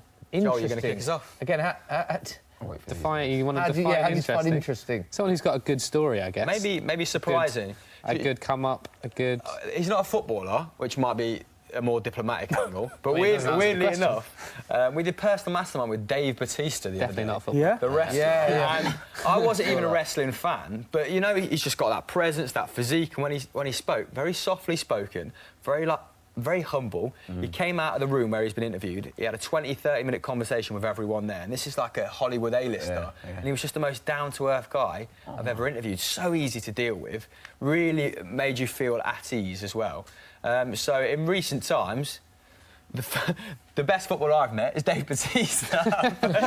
That was just to get the juices flowing, gentlemen. Smithy, you've interviewed an awful lot of people. Man. Yeah. Who's up there for you? It's very tough when it's hard to. Interesting's weird. It's really tough because I know how you quantify interesting. I have to say, even as a Spurs, one of the nicest footballers I've ever met was Santi Cazorla. We did a teammates feature with him, and it was one of them where I was just in a room with him for quite a long period of time because of PR and media and how the event works. And for someone that's had such bad luck with injuries, and he was out injured that time, and you know when you interview a footballer, you always go there as an interview.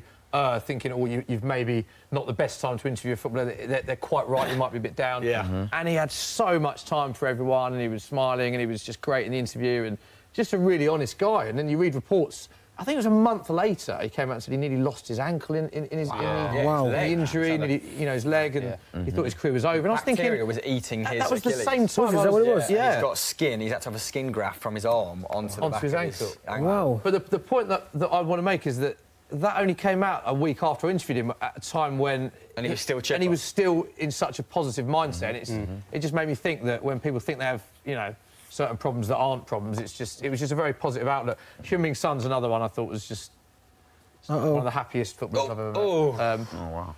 Oh, But yeah, tough question, good one. It is a tough question. Just hit the crossbar there. Going over to Everton versus Fulham. Fulham, unfortunate not to take the lead with... Is that Sessegnon? Sessegnon wrapping it onto the crossbar. One of those trademark surges for that we saw last season that earned him PFA Young Player of the Year. He won everything, Playoff didn't he? in the Championship to do so. Did he win everything last year? He won a lot of trophies. I must remember the picture of him with about 7 trophies. Yeah. Wow. And that was before they got promoted. Like a wrestler with belts are just draped. Darren, you've got to get your answer to this question. Most interesting footballer. Obviously, you've met more footballers than any of us put together. Most interesting footballer you've ever met? I think interesting, a funny character. Remember Kevin Prince Boateng? Yeah. He was a maniac. Like when he was at top, and he was interesting because you just never know from day to day what was going to happen. Right. But at that time as well, he wasn't playing as well, so that probably made it worse.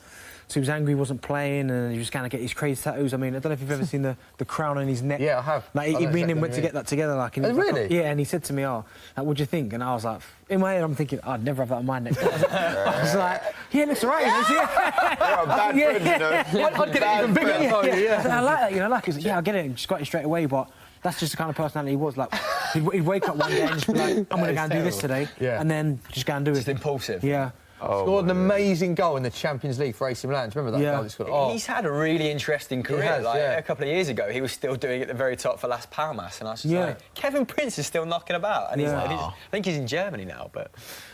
Joel, perfect time to mention Cheeky Sport. Obviously, you, of course, as well as all of us, meet a lot of footballers, usually after matches, before matches, when you do your fan cams. How are they going, and who's the most interesting footballer you've met? I'll be honest with you. I'll start with retired. The most interesting was probably Paul Gascoigne. I only met him not too long ago now. Gaza is... Do you know what? Yeah. As soon as you said that, I'm thinking, why didn't I say Gaza? Yeah. Gaza is one of the... Gaza is exactly who you want him to be when you meet him. It's the only way I can explain. Like, he's no different off camera to his on camera. He's excited. He is who he is. Do you know what I mean? He's Paul Gascoigne, and he's hilarious, you know. And I was so glad. I thought when I would meet Paul, he'll be a bit, like a bit chilled out now, you know what I mean? He's done the whole football thing, but he's just as excited. He's like a kid. Yeah. I think professionally as a footballer, I can't help but probably say Kolo Touré is probably the most humble individual you'll ever meet in your life. Like, have you ever tried to banter a footballer like Kolo? And he's like, thank you. Well, this ain't funny anymore, is it? So and then he's having a chat with you. He's having a chat with fans and telling you can make it in life. It gets a bit emotional. It's like... It feels like his positivity is like infectious. We had him at Celtic during the last year of his career. And just the players and fans alike just loved him. Really? He just wins people over, doesn't he? Yeah. Wow. Yeah, it's amazing. He was a coach for a little while as well, so it's quite weird to see him in the dugout from a technical point of view. Just like, Just... Wow. Good questions, though. Good questions. Another prize bid just come on your screen now for one of our feature games. Spurs' Son to score the third goal was 8-1, now 9-1. Wow, Heung-min Son, third goal, now 9-1. Don't forget, you must be 18 plus, full terms and conditions apply. Hamill, few goals so far. How are the 0-0 games looking?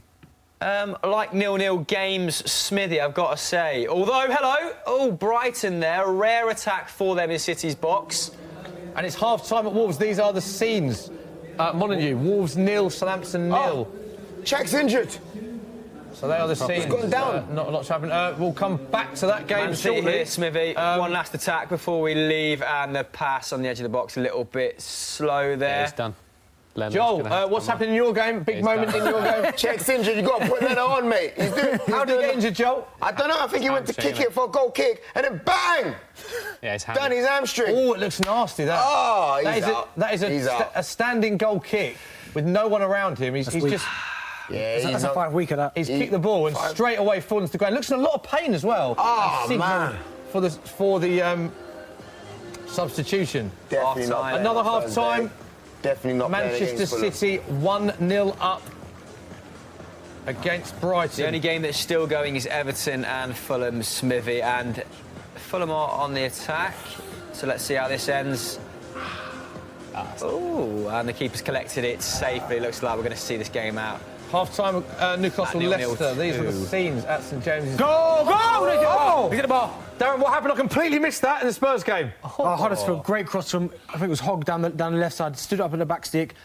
The striker's coming with an unbelievable volley, underside of the bar, but stayed out. I thought it was in. Was it De Potre? Are Spurs Yeah. lucky to be 2-0 up here? Because Huddersfield have had a lot of the ball, haven't they? They've had a lot of the ball, but they've not created anything really, but... Chance again. Oh! The bar, what a strike. Left off for Spurs. Aaron Moy blazed it. Arsenal Over boys the bar. excited to see Leno? Yeah, well, you know, it's funny because I'm just laughing at the fact I thought Aaron Ramsey was going to help I thought Czech, but he just Give me came the for the give me the captain's arm, armband. man. Darren, here's the replay again for Huddersfield. Oh, it's a great volley, isn't It it? is, yeah. I mean, it looked like it come off his shin, but... Look at this volley.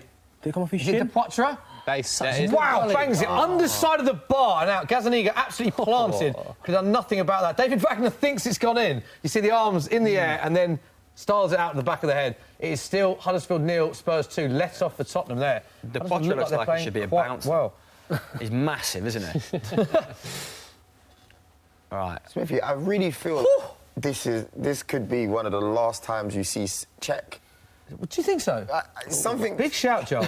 No, honestly, Huge shout. We're never going to see him again. What I mean is, On a football pitch? because if Leno gets a good run, let's just say he is out for 5 weeks, Yeah. it's going to be extremely hard for him to get back into That's a the good point, team. actually, yeah. And then if that stays like that for the rest of the season, then who knows? So let's round up the half-time results. One result from earlier on today. West Ham beating Man United 3-1. Felipe Anderson, an own goal for Victor Lindelof, and Marko Arnautovic scoring. Marcus Rashford with the only goal for Man United. Arsenal-Watford is still playing. No, it's not still playing. These are the scenes at the Emirates. It's 0-0 at half-time between Arsenal and Watford.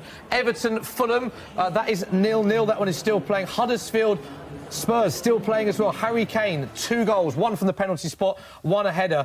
He's on for the perfect hat-trick in that game, of course. Huddersfield 0, Tottenham 2, still playing. Man City 1, Brighton 0. That one's at half-time. Raheem Sterling with the only goal of the game. Newcastle 0, Leicester 1, thanks to Jamie Vardy. Wolves 0, Southampton 0. So lots of goals. And Joel, the substitution is being made. Yeah, like Here we I said, Leno, I'm very happy to see him on, but not due to the circumstances currently, because, you know, I love the fact that we've got, I was saying earlier on to Thames, I love the fact that there's competition in our team. And with Czech being out, you know what I mean, starting to feel like Spurs a little bit, man. Not With keepers. Exactly, so... Yeah, it's a bit scary. And my greatest worry is, you know, Czech not being able to break back. You're into really the worried team. about that, aren't you? You might never see Czech again. Well, he's a legend, isn't it? Yeah, he is. Like, Sentimental, Joel. you It's a bit emotional here, know, and you got to look at his age and, you know... Record amounts of clean sheets in the Premier League. It's 202 or something. Incredible goalkeeper. He'll be back because Leno Chelsea is... Yeah. Is what? Well, a lot of them at Chelsea down. Is what? I'm not convinced by Leno. Oh, geez, taxi. No, I mean, his distribution was fine, but at Leverkusen he was consistently underperforming and performing about where you'd expect. So I hope Arsenal fans don't see, you know, Leno as their Edison, because I think you might be disappointed. But, you know, that's just a little cheap dig there, to be honest. A bit harsh. Mitrovic putting it wide there. Chance for Spurs, Darren. How much injury time is in this game, by the by? A lot of injury time. Should he have done better there? Was that Lucas Moura? Yeah, played the wrong pass. Yeah, maybe. I think he got kind of caught up. He had Hurricane one side, Heung-min Sung the other. I think he should have just shot. Yeah, and they are the scenes. Huddersfield 0-2. Finally half-time, Smithy. Finally half-time in that game. Both goals from Harry Kane. There is the man of the moment. He played really well in this game last year, as he does in a lot of games, let's be honest. He has been the difference. A header and a penalty. All he needs is a left-footed goal for the perfect hat-trick. That one 2-0. Huddersfield had chances towards the end. One more game playing. How many have they all finished? No, they've all finished. They've all wrapped up, mate. Here's Fulham. Ryan Sessegnon. Best chance of the game, was that? Hit the crossbar easily. Yeah. Quite. Mitrovic had a few half chances at the end, and I do like Mitrovic. Watching this Newcastle-Leicester game, I think started Newcastle, very well. You know, had he got along with Rafa Benitez, probably could have been useful to this Newcastle side. Yeah. But Fulham paid what? Between 15 and 20 for him, quite possibly, maybe a little bit cheaper after that loan, paying a loan fee as well. But he looks like a good focal point for them, and they look the strong side. Fulham going into this second half. OK, thanks for that. Right, we can have a look at how our accumulator is doing. We're at the half-time stage. This is what we predicted. Joel said there is no way Arsenal won't win this game, Smithy. He said home win. It's currently still on for that. Currently 0-0 in that game. Still on. I said home win, Everton-Fulham. Not going to plan. 0-0 in that game, but Fulham with the best chance. Darren Bent said away win. Spurs, that's looking very comfortable. Darren, Huddersfield nil Spurs too. Yeah. I said home win for Man City Brighton. That's going to plan. Man City, I think we can all agree, look like they're going to go on to win that game. Currently 1-0. Chris, you said away win again. Good shout, that one. So guilty far. as charged. Newcastle 0. Leicester 1. Temps, you went for a home win in that one. Wolves 0, Southampton 0, and that was 20-1. So we're still on. There's no results going bad. Are we confident about this? Of course, it's fine. Always. I feel like if we're not, then, you know, what's the point? Exactly. Yeah, We've got to be. You've got to generate some positivity, like you said. Yeah. Oraka's not been great up until now. The tide has got to turn somewhere, hasn't it, Smith? This is the one. Right, earlier on in the week, we caught up with Tom Kearney to talk about his Fulham teammates. Here's what he had to say.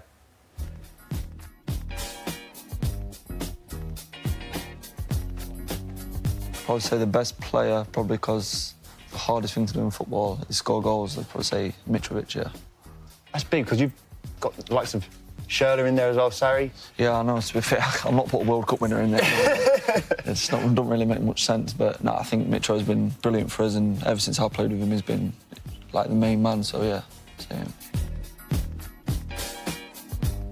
Kevin McDonald, I think every player in our team would say the same. He will find anything and everything to moan about. Just the pre-season is a nightmare. Like warm-ups he hates, so he just moans constantly. He's a nightmare for the fitness stuff. Pre-season is probably a footballer's worst bit of it. Yeah. How do you find it? Yeah, it ruins the last 3 weeks of your holiday, 2 weeks of your holiday, because it's all you can think about is pre-season and getting battered.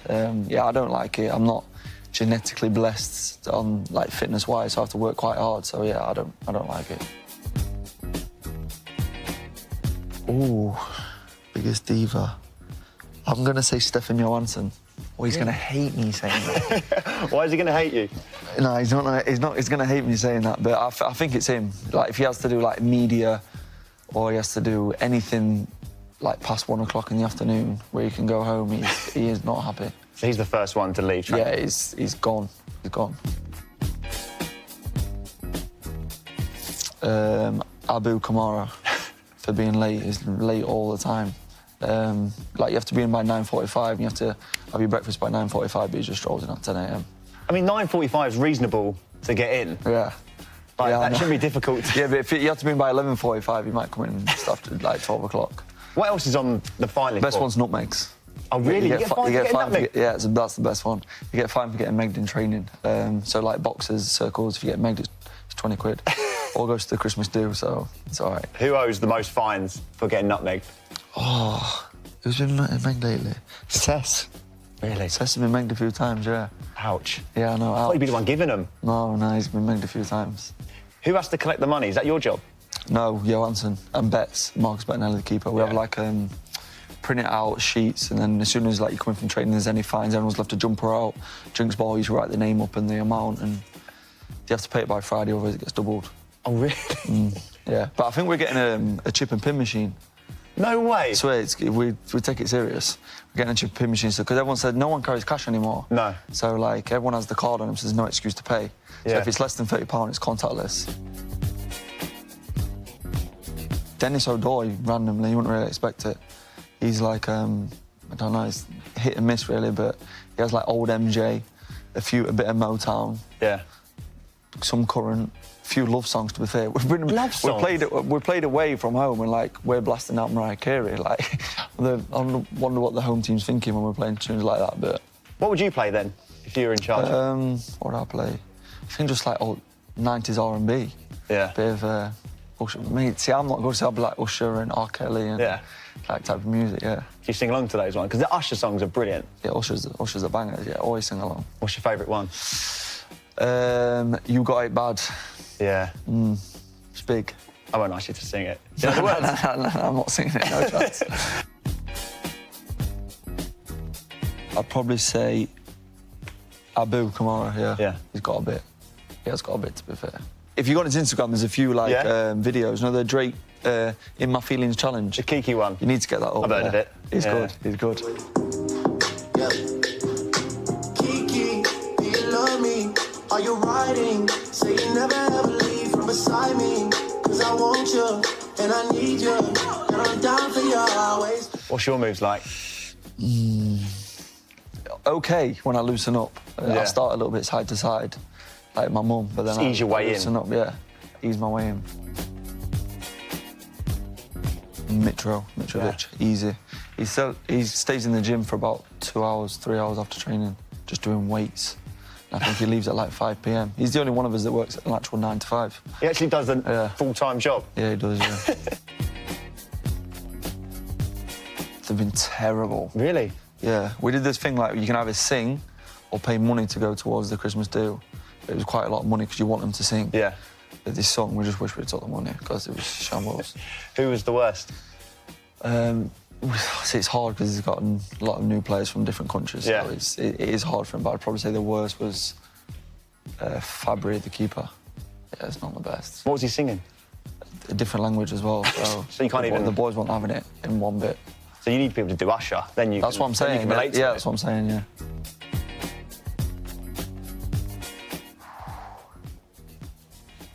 Teacher's pet. I think you got to say Cess, Yeah. which is fair enough. Well looked after. He's done well to say he's 12 years old. Dennis O'Doy speaks about 12 languages, reads books that not many footballers do, and he travels London going to different coffee shops because he loves coffee. I love that the smartest is just anyone that can read a book. Yeah, I know, not many footballers read. I know that's kind of... What No, books no, is he I'm not reading? talking like autobiographies, I'm talking like intelligent books. What's an intelligent I don't know, book? it looks intelligent anyway. Yeah, it's a hardback. It's 300 pages. And he wears glasses when he... And he wears glasses. Yeah, So there you go. He's definitely the smartest. Worst dressed. Neeskins Cabano can wear some rascal stuff. Yeah. Yeah, like bright colours everywhere. Yeah. Is it just like from top to bottom, or is it just like Yeah, jacket? top to bottom, Top like to bottom. multicoloured, yeah. You like fashion? You're quite stylish. I'm okay, yeah, I'm all right. I like You like your trainers? Yeah, these are controversial. Controversial, yeah. The laces, Exactly, that's what I mean. We talked about clothes and rascal stuff. No. Did it get hanging No, I up? think that's died out a little bit. Jimmy used to do it to me when I was young. Did he? Yeah. I don't know if he remembers, yeah. I used to have like these old... Do you remember like when Toms and stuff was in kind of fashion? like plimsolls kind of thing. Yeah. I had some and he thought they was horrendous. So like, there was white. I've paid like £40. It was a lot of money to me back in the day. I was like 18 or something. And he just, I don't know, he drew big smiley faces on him, like drew himself, and he just used to wear them. He wore them in the gym to do weights. My head was gone. He offered to give me the money back, but I said, nah, keep it. You just shambles. Jimmy, you owe Tom an apology. I'm 40 quid. All right, Tom, I'll give you an apology for your trainers, fair enough, but they were absolute shockers. I remember them, little plimsolls Toms. You're saying they're worth 40 quid. I'm telling you now, they weren't worth a score. Shockers. You wouldn't be wearing those Toms now, though, would you? Nah, no chance. Yeah, exactly. It's done you a favour, didn't I, you mug? Tom, brilliant. Thanks for your time, mate. Cheers. Great stuff from Jimmy Bullard there and Tom Kearney. Thank you very much, guys. Right, half-times. We've seen some goals, not loads of goals. Temps, what are people saying on social media? Have you got any more questions for us in the half-time interim? Tyson wants to know whether Aubameyang and Lacazette are the best Premier League pairing. What do we think? I've got to stop you there because I'm being told we have got Robbie Lyle from AFTV on the phone right now. Robbie, can you hear us? Yeah, I can hear you. How you doing? Robbie, thank you very much for joining us, top man, as always. Got to get your thoughts on the first half. You're at the Emirates, as you are every single Arsenal game. How do you think the first half has gone for Arsenal? Yeah, you know, to be fair, it's been a bit disappointing. Lacazette had a clear chance when he was clean through mistake by one of the Watford players, which he should have scored, which he put wide. But apart from that, we've not really had many chances. And you've got to say Watford have been overall the better team in that half. So, you know, there's been a few hearing moments for us. Petr Cech just went off injured on half-time, so, you know, he's off the pitch. So at the moment, you know, it's looking a little shaky. But then we've started a lot of games like this season and then come out and played a much better second half. So I'm hoping we're going to do that today. But not a great first half, I have to say. OK, Robbie, I'm in the studio with the Football Daily guys, Joel from CheekySport, Darren Bent, myself. We all seem to agree that Arsenal should have had a penalty, Lacazette. But he's very, very honest. He stayed on his feet. What was your take on that incident?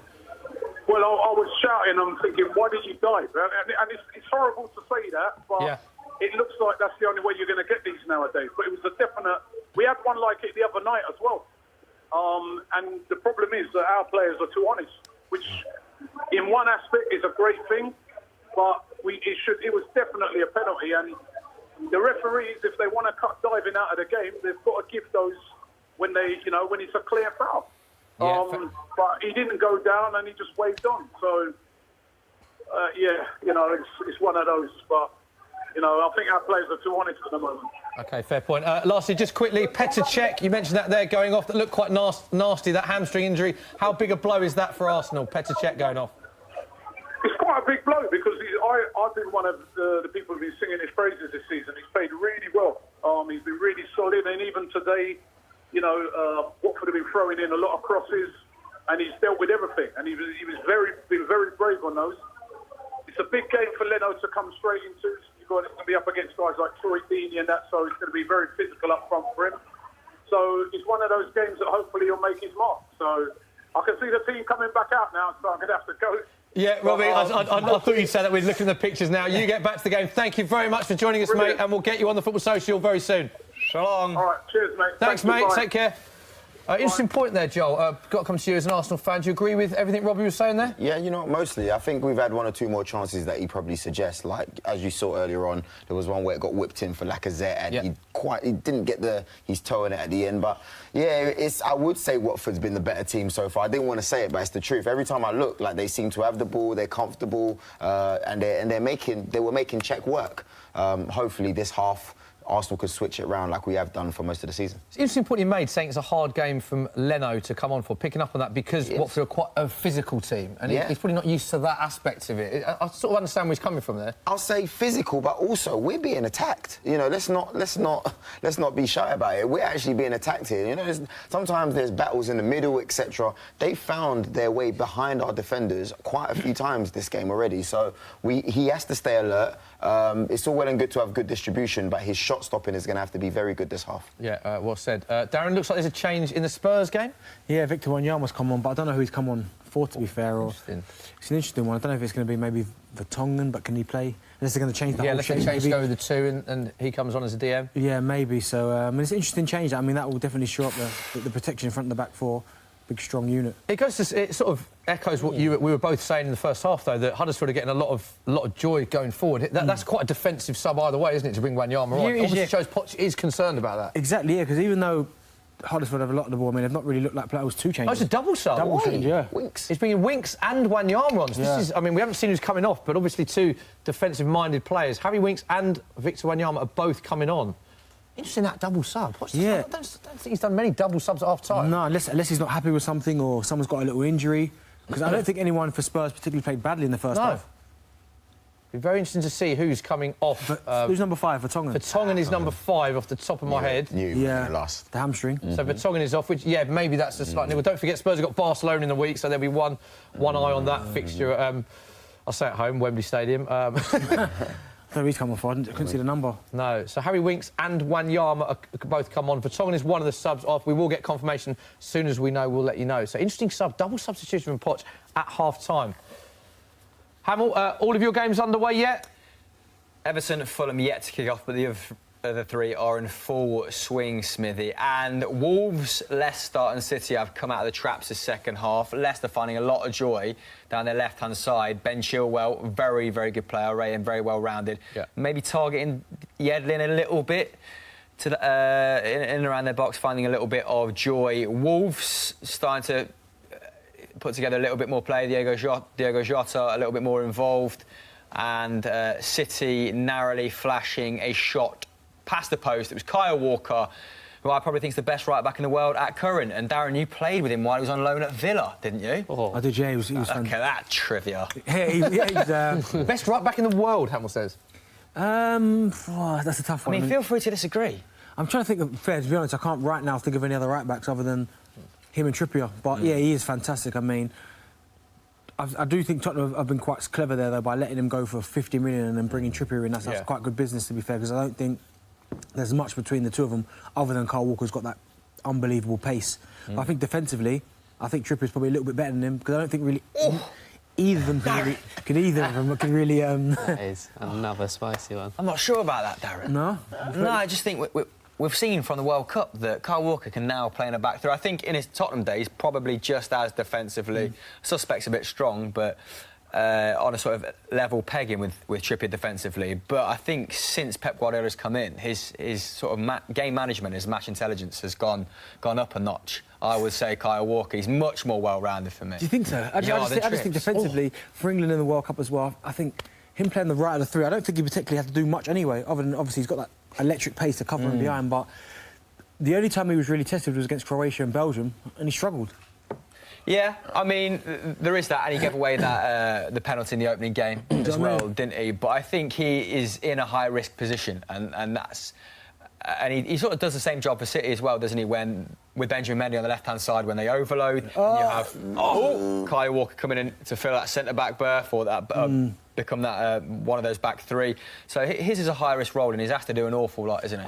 The thing I'd say about Kyle Walker, to be fair, which he's got over Kieran Trippier in abundance, is his versatility, because he can play right back, as you said, or worst-case scenario at times, he could even maybe go a bit further forward, just because of that pace. And when you were playing with him at Villa, did you think here's a guy who's going to go to the very top? Yeah. Just because of the pace.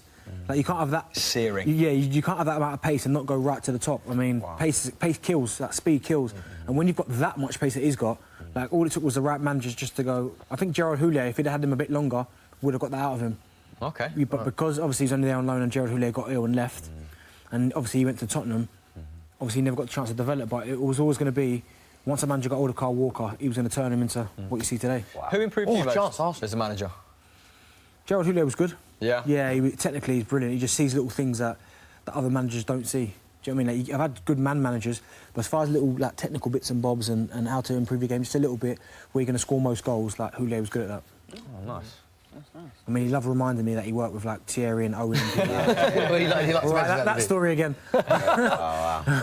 Joel, chance for Arsenal there, wasn't there? Yeah, I missed it. I was so intrigued in Darren's story. Like, you know, I love hearing stories like that. And I thought that his argument with Chris, I was thinking who's going to back down quickest. But Chris won't have none of it. That's why I missed what was going on. Let us know what you guys think as well in the comments section on the Walker-Trippier debate, on any topics you want to bring up today. Temps.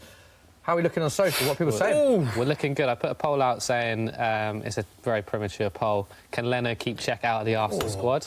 At the moment, 73% are saying yes, he can. Wow. So a lot of people are backing the Trippier Walker. Poll. That one's coming. Oh, I can feel a landslide victory.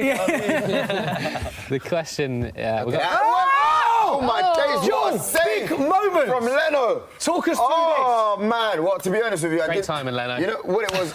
Watford got a free kick in a dangerous area because, of course, you know when you whip it in from that angle, anything can happen. And you know what? Leno was alert from a try. You know what? Where is the Fantastic marker? It's a great strike as well, isn't it? It's a great strike. I mean, to be fair, I really thought that Troy should have finished that. It's a good strike. Where's the marking? But you tell me. You tell me.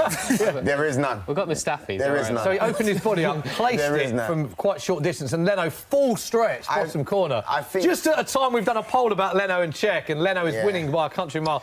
He makes a big save, and Dini with that chance. Dini incidentally to score the first goal. Is it 14-1? Oh no! There's so much going on. Dini to score first. 14-1 price. This must be 18 plus full term. The digital apply. Dini's just had a chance in that game. Spurs have missed a chance in that game. What's going on in your games? Chris Hamill, go. Oh, right, Everton just missed 2 decent chances, punishing Fulham from set pieces using their physicality. Kurt Zouma and Richarlison nearly getting in. Back to you, Back Joel. to you, Joel. Chance for Watford. I was really worried there that Arsenal will concede a penalty because the way they're marking the Watford players is very weird. Like Monreal sandwiching. Whipped in again. Watford. Oh, great corner. This is such an open game at the Emirates, Joel. It just seems like Watford are getting the better out of us, man. I'm really not happy at the moment, you know. And Darren, chance in the Spurs game, half chance. Half chance, but good save to be fair. I mean, he bobbled it past him. It was a good save. Lucas Moura, good save, falling over. Hello. Oh, good defending there by someone for Fulham. Whose name on he? What's he giving here? Is it a penalty? Chris, Everton, Fulham? Oh, OK, maybe it wasn't good defending. Maybe there's a discrepancy there. The referee seems to think so anyway. Big incident at Everton, Fulham. Let's stick with Chris Hamill for this. Right. Say something, Chris. Well, I'm waiting to see the penalty incident, Smithy, but it's not come on yet. Here we have a replay now. Calvert-Lewin charging down the right-hand side. He's got... Oh, it's a shove! It's a blatant shove. Penalty. It's not shoulder to shoulder at all. He's got the better of him first time round. That was not subtle at all. Oh, is this a penalty? What do we think? Yes, subtlety apparently not part of Adoy's game because he sent him for a hot dog there. Yeah. Oh, it's interesting. What are we thinking? Is that a definite penalty, Darren, you saying? Not definite. It looked a bit harsh to me, but some angles it looks a bit... It's split opinion, this incident, but the ref has given it, Chris. That was a penalty. Right, either way. Definitely a pen. Let's see who's taking this penalty. Let's stick with Hamill for this Everton. penalty. I imagine it would be... Richarlison, right? Sigurdsson? Sig, their spot kick specialist. OK. Sig. Yeah, Sigurdsson it is. What's up with the Arsenal? What's this? The big sick. Here we go. We know he likes to go from a set piece. Oh, my God, come on. All chance for Arsenal. Let's stay with Chris for Everton, then we'll go to Joel. For it. Here we go. It's going to miss. Can Bennett stop him in goal? Hurry up, Sigurdsson, and take it, please. The Icelander not fazed here by the weight, it would seem. Is it froze? Is the Icelander froze? Oh, back off the crossbar! Sigurdsson, normally so reliable from those situations, has put it straight down the middle, hit the beans on toast. No, he's hit the crossbar, not the... Bennett doesn't work. Bennett went bottom left. He was absolutely nowhere to be seen. Sigurdsson! That was the most Come casual on. run. It was a casual run, and it was stalling for so long. Did he not do the same against Nigeria? He did miss a penalty in the World Cup with Sigurdsson. He also scored in the World Cup, but he sent the keeper the wrong way. It looked like it was going in, and then it rattled off the crossbar. Big chance. There was a big chance in the Arsenal game, Joel. Tell us what happened earlier. Lacazette. Lacazette, a great ball from Aubameyang. Oh, penalty! Nah. Chance for Spurs. Darren, what happened in that game? It looked like it was a pen to me, but he's not complaining, so maybe not a great ball from some, but it's a pace of Lucas Moura. Nips in front of the defender. Oh, is it a penalty? No, it's not. It's a good tackle. What a tackle I have to say, that is not a penalty. That is a fantastic tackle from Huddersfield. Heung-min Son, behind the lines, Lucas Moura in. It's a great tackle. It's still 2-0 at Huddersfield. Joel, back to you. How's Lacazette's chance? Oh, man, Lacazette's chance. It looked like he headed it wide. It wasn't even on target. Great ball chipped in from Aubameyang. Them two combining very well. To answer your question earlier on, Temps, yes, they are the two best combination attackers in the league. And, you know, disappointingly, Lacazette doesn't score. Still 0-0. Watford still putting the pressure on us. Lacazette has had all of the big chances, and he is at 7-1. Price boost with Sky Bet to score the first goal. He's had the best chance in that game. Don't forget, he must be 18 plus. Full terms and conditions apply. Let us know in the comment section if you agree with Joel's comment. Should Lacazette and Aubameyang both be starting? Here we go. What do you think's going to happen in that game? Another chance for Arsenal. Danger is cleared by Watford. Hammer, all going on. Wolves, Southampton. Really? Because I'm watching the Manchester City game at the moment. They are absolutely peppering Brighton, having 2 shots there. One, David Silva had a glorious chance, and the goalkeeper has kept it out. Matthew Ryan, I believe. And they're still sort of decamped on the edge of their box. Fulham, someone's hurt. Mitrovic, he normally does the hurting. He's currently down on the ground. Southampton, half the pitch in sunlight, so I can't really see what's going on down the right-hand side. It is, isn't it? And the Newcastle-Leicester game. Oh, Joel, for Watford! No, Smithy! No. Get it out. Joel, a bit of genius to Lennon, so what happened there? Well, it looks like Leno came out to catch the ball, which where Czech is a real specialist. He misses it, right? It bounces off and lands on a Watford player, and somehow we didn't concede. Are we seeing the best and the worst there from Leno? Is that great? Yeah, I reckon you're right there. I reckon, that's probably what you were talking about Leverkusen, isn't it? Watford having some chances here, and there's another price boost, should I say, on your screen right now. Deeney to score the first goal, 14-1. He likes the goal against Arsenal. That is a price boost with Sky Bet. He must be 18 plus. Deeney has a shot. Watford are He brilliant. goes over the bar. Look at this replay of the penalty, boys. Absolutely terrible. No, you've missed it. Here it is, Hamill. Here we go again. Is that it? No, I don't think that's it. That's just Sigurdsson lining up for something else. Matty Ryan, Matt Ritchie taking the corner there for Newcastle. That's about as exciting as it gets in that game at current. We've got Cenk Tosin coming on for Dominic Calvert-Lewin. Absolute scenes. Oh, man. Thank you, Hamill, for that substitution. Everton blowing a big opportunity. Let's talk Huddersfield. Spurs haven't spoken about this. Huddersfield, Darren, really struggling. Just looking at joint lowest scorers in English football with Cardiff, currently on the worst run without a Premier League win ever. Not won any of their 7 games in all competitions. Joint worst defence in the Premier League with Cardiff. Joint lowest scorers in the Premier League last season. Had just 8 scorers in the Premier League last season, fewest in the Premier League. Do you fear for Huddersfield this season? Well, I think you just hit the nail on the head, because I think it's going to continue again today, because Spurs at the moment are peppering the life out of Huddersfield. It's in all Spurs, second half. I mean, the first half Huddersfield came out, but the second half Spurs have come out with real authorities. Now there's another free kick here to Spurs in the dangerous area. Lucas Moura seems like he's been involved in a lot of the play this second half. Yeah, I mean, to be fair, Harry Kane's had quite a relaxed afternoon, to be fair. He's got the Sue, but second half he's managed to just sit there, and he's had Son and Lucas Moura running all over the place, creating chances after chance after chance. So I don't think it's going to be before long for one of them get on the act. Yeah. Hello. Chance Hammer, one of your games? Well, clear. Goal! Oh, goal in the Everton game! Sigurdsson making up for his terrible penalty with a very cultured, steered finish. Great goal. From the edge of the area. Good run there by the right back, cutting that in. Good block, actually, from the Newcastle defender, but Sigurdsson steers home. And Everton deserve that. They've come out second half, all guns blazing. No doubt Marco Silva has said, listen, lads, people out there are comparing me to Steve Keane. We need to put this right. And Darren spat his water out. Here we go. Let's have a look at the build-up play. Right back. Onside. OK, lovely there. Lovely cutback, nice pace. Not a great height for the Everton attackers. And anyone else on the Everton side shanks that wide. Sigurdsson, lovely left foot, wraps around it. Could open that with a tin of left beans. Tin of left beans? Could open that left foot with a tin of beans is what I meant. Back to you, left beans. Smithy.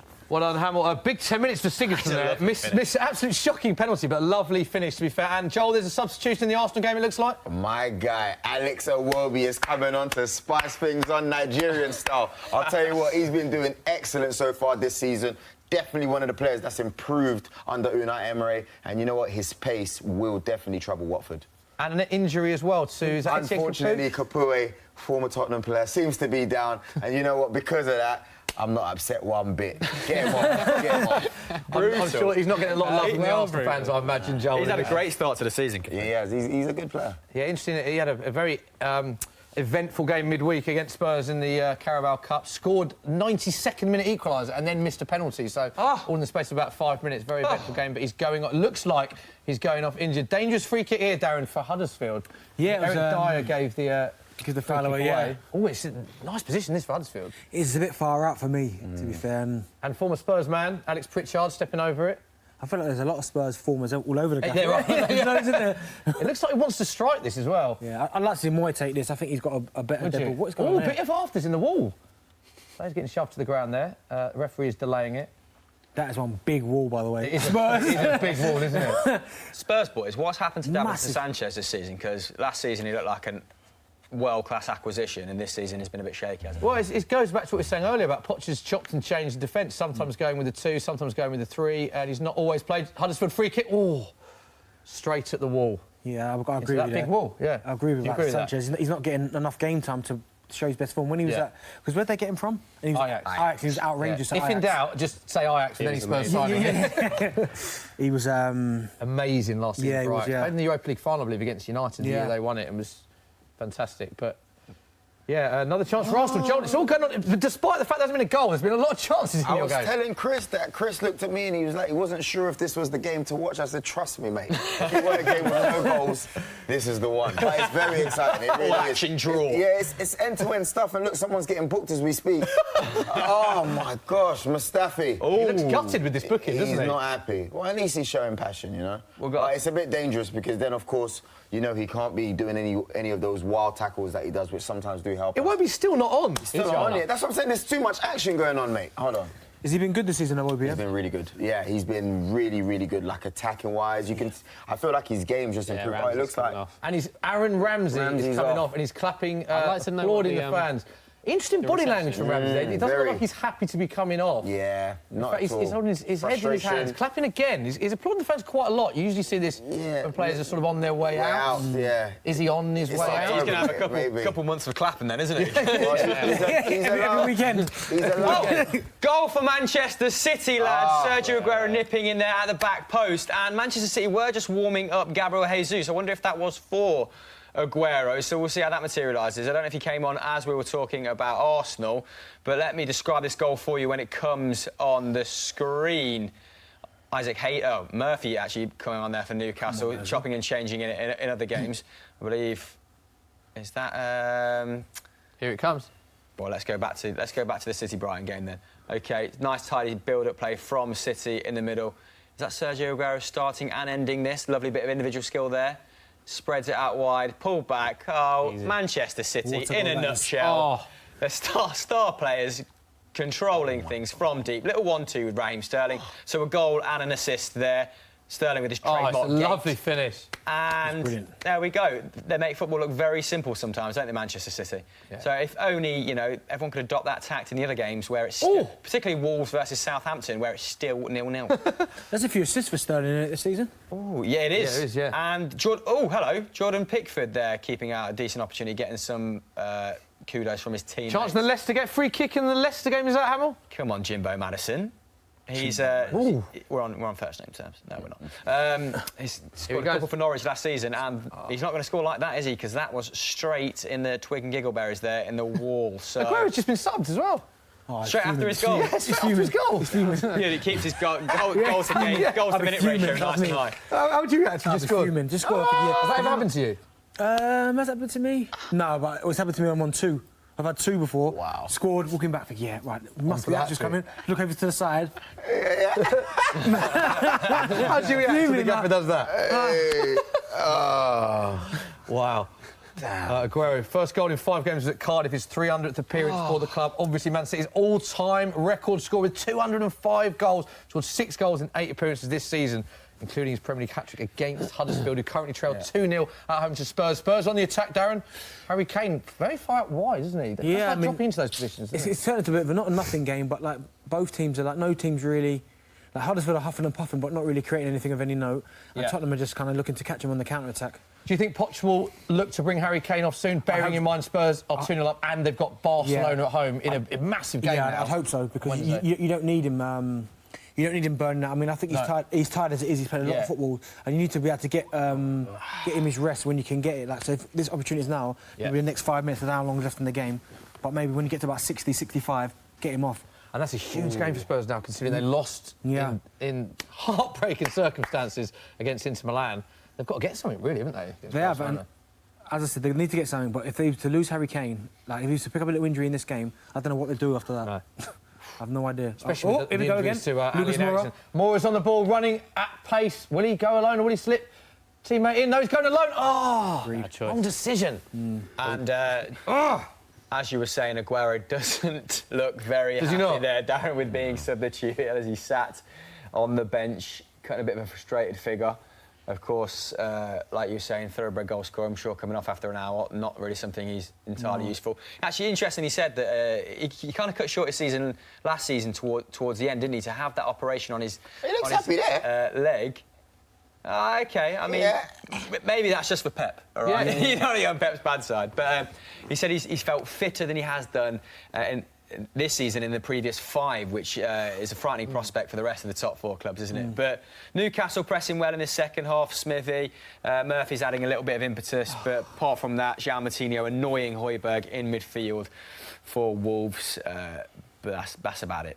Back to you. Thanks very much. Right, let's go to social media. Temps. How are we doing? What are people saying in social corner? It's about Ramsey. Obviously, Ramsey's reaction. Nathan wants to know, obviously, if Ramsey leaves, who can replace Ramsey? Who's the ideal replacement? Is he currently in the squad, or do we need to recruit someone else? Good question, Nathan. I'll probably say this is a chance for Unai to make his own team, so he will be going out there to get someone else. If you're asking me who, no idea, man, because I did not see Guendouzi come in. Oh, Watford have a chance! Great save by Leno. Oh, cleared out by Arsenal. It's been tight so far. You know what? I think we're really lucky to have not conceded. They've been all over us this half, even more so than the first half. Really? Yeah. That's why I've been quiet, man. This is very quiet for CheekySport Joel.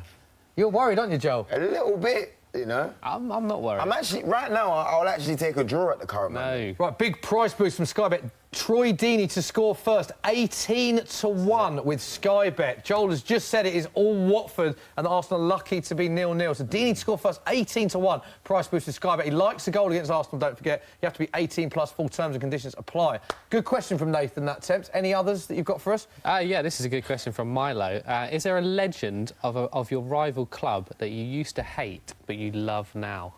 Niche. It's very niche. A legend of a rival club that you used to hate, obviously back when they played, but now they've retired, you love them. So someone like Thierry Henry. Yeah, it's an obvious one, isn't it, Thierry Henry? Yeah. Anyone got any? It's a very niche question. Oh, we've got a goal in the Everton-Fulham game to get away from that question, and Cenk Tosun has bagged. He's come good. The Big Turk has put Everton ahead here. Pretty bread and butter stuff. I'm wondering who hung up that ball to the back post, because it was a lovely delivery. I'd like to see the replay any time. So Riyad Mahrez warming up there for Manchester City. Just come on. 1 goal now in 14 for Tosun, so he has been struggling of late. Here we go, lovely ball down the right-hand side, and that is number 11. Is that Richarlison? Sorry, very small on my screen, but either way, that is gorgeous delivery. It's this Theo, number 11 is Theo Walcott, isn't it, of course? So getting back to, let's say, amongst the goals, contributing towards him at the very least, Theo. Lovely ball standing up there at the far post. Smithy, Everton have looked good for this lead in the first half. Time for Wolves to do the same. Yeah, I'm glad I said that was my accumulator pick. I said Everton, Fulham. I debated about that for a while. I'm glad I went with an Everton win because they're 2-0 up. That is looking good. Alex Pritchard with a half chance there for Huddersfield. Interestingly, Harry Kane's still on the pitch and he is on for his 9th Premier League hat-trick. If he scores another goal, it will be his 9th Premier League career hat-trick. Only 3 players in Premier League history currently have more hat-tricks. Can you name them so far? Alan Shearer. Yes. Sorry, what was the question? Harry Kane is on for his 9th Premier League hat-trick today. Only 3 players in Premier League history have more hat-tricks. Can you name it? Bit of 3 trivia. players. Alan Shearer is 1 from Darren Bent. Dwight York. Not Dwight York. Not Andy Cole. He's covering them. Proper taskmaster. I love it. I would have never put them there. Alan Shearer is the record with 11. Thierry? Not Thierry. No. So Kane will be on 9 if he scores. There's 2 others on 9. Sheringham. Shearer's on 11. Not Sheringham. Let us know in the comments section. Rooney? Currently playing. Huh? Rooney? Not Rooney. Rooney. Hat-tricks. Hat-tricks. Oh, Aguero. Not Owen. Sorry, say again. I said Aguero. Sergio Aguero. Shut your mouth, One for Chris Hamill or Temps. I didn't hear. Sergio Aguero with 9. Alan Shearer with 11. There's one other player who scored 9 Premier League goal hat-tricks. in the Leicester game. We'll come back to that excellent piece of trivia after we revisit the Harry Maguire goal. Well, we're looking furious at something, not celebrating the goal, but Maguire, quite the opposite, looks absolutely delighted. I missed it. I'm wondering if it was a header, although he did score that fantastic P-roller the other week against Southampton. It was a header and an emphatic one at that brilliant corner. He's lost his man, and Leicester are now looking extremely good for the result. Would Peter Crouch randomly be? Not Peter Crouch, James no. Madison. James Madison with the assist. I'll get it. Robbie Fowler. Robbie Fowler, yes. There we go, Darren. Oh, he definitely Yeah, that's definitely one. So Harry Kane, incredibly looking to That's your equal Aguero mastermind and subject, right? Fowler. Strikers in the Premier League.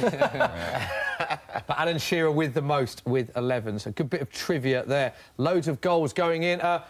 Son had a chance for Spurs, Darren. A bit selfish, was it? For A little bit, yeah, but I think at the moment in this game, that's been their problem. Lucas Moura and Son, they're both getting to really good areas, but they're shooting when they shouldn't shoot, they're not passing it, they're just looking for personal self-glory. A couple of substitutions, Smithy. Armstrong's come on for Southampton and Albrighton has come on for Leicester, so it remains 2-0 Everton Fulham, 2-0 in Newcastle versus Leicester, 1-0. Oh, Watford, no! Oh, great tackle. Thanks very much, Every time we go over to you, Joel, it's Watford on the attack, mate. What's going on? Rob holding us from an L. Oh, my gosh, great last-minute tackle. Oh, Deeney! Is that Mustafi got turned there? Oh, it's a great tackle. Great tackle. And then look at the benches. Sorry, Chris, to cut you off, but... No, mate, please, feel That free. would have been poor from me if I didn't say anything. Joel, you're disappointed with how Arsenal started the second half, so would you make any changes?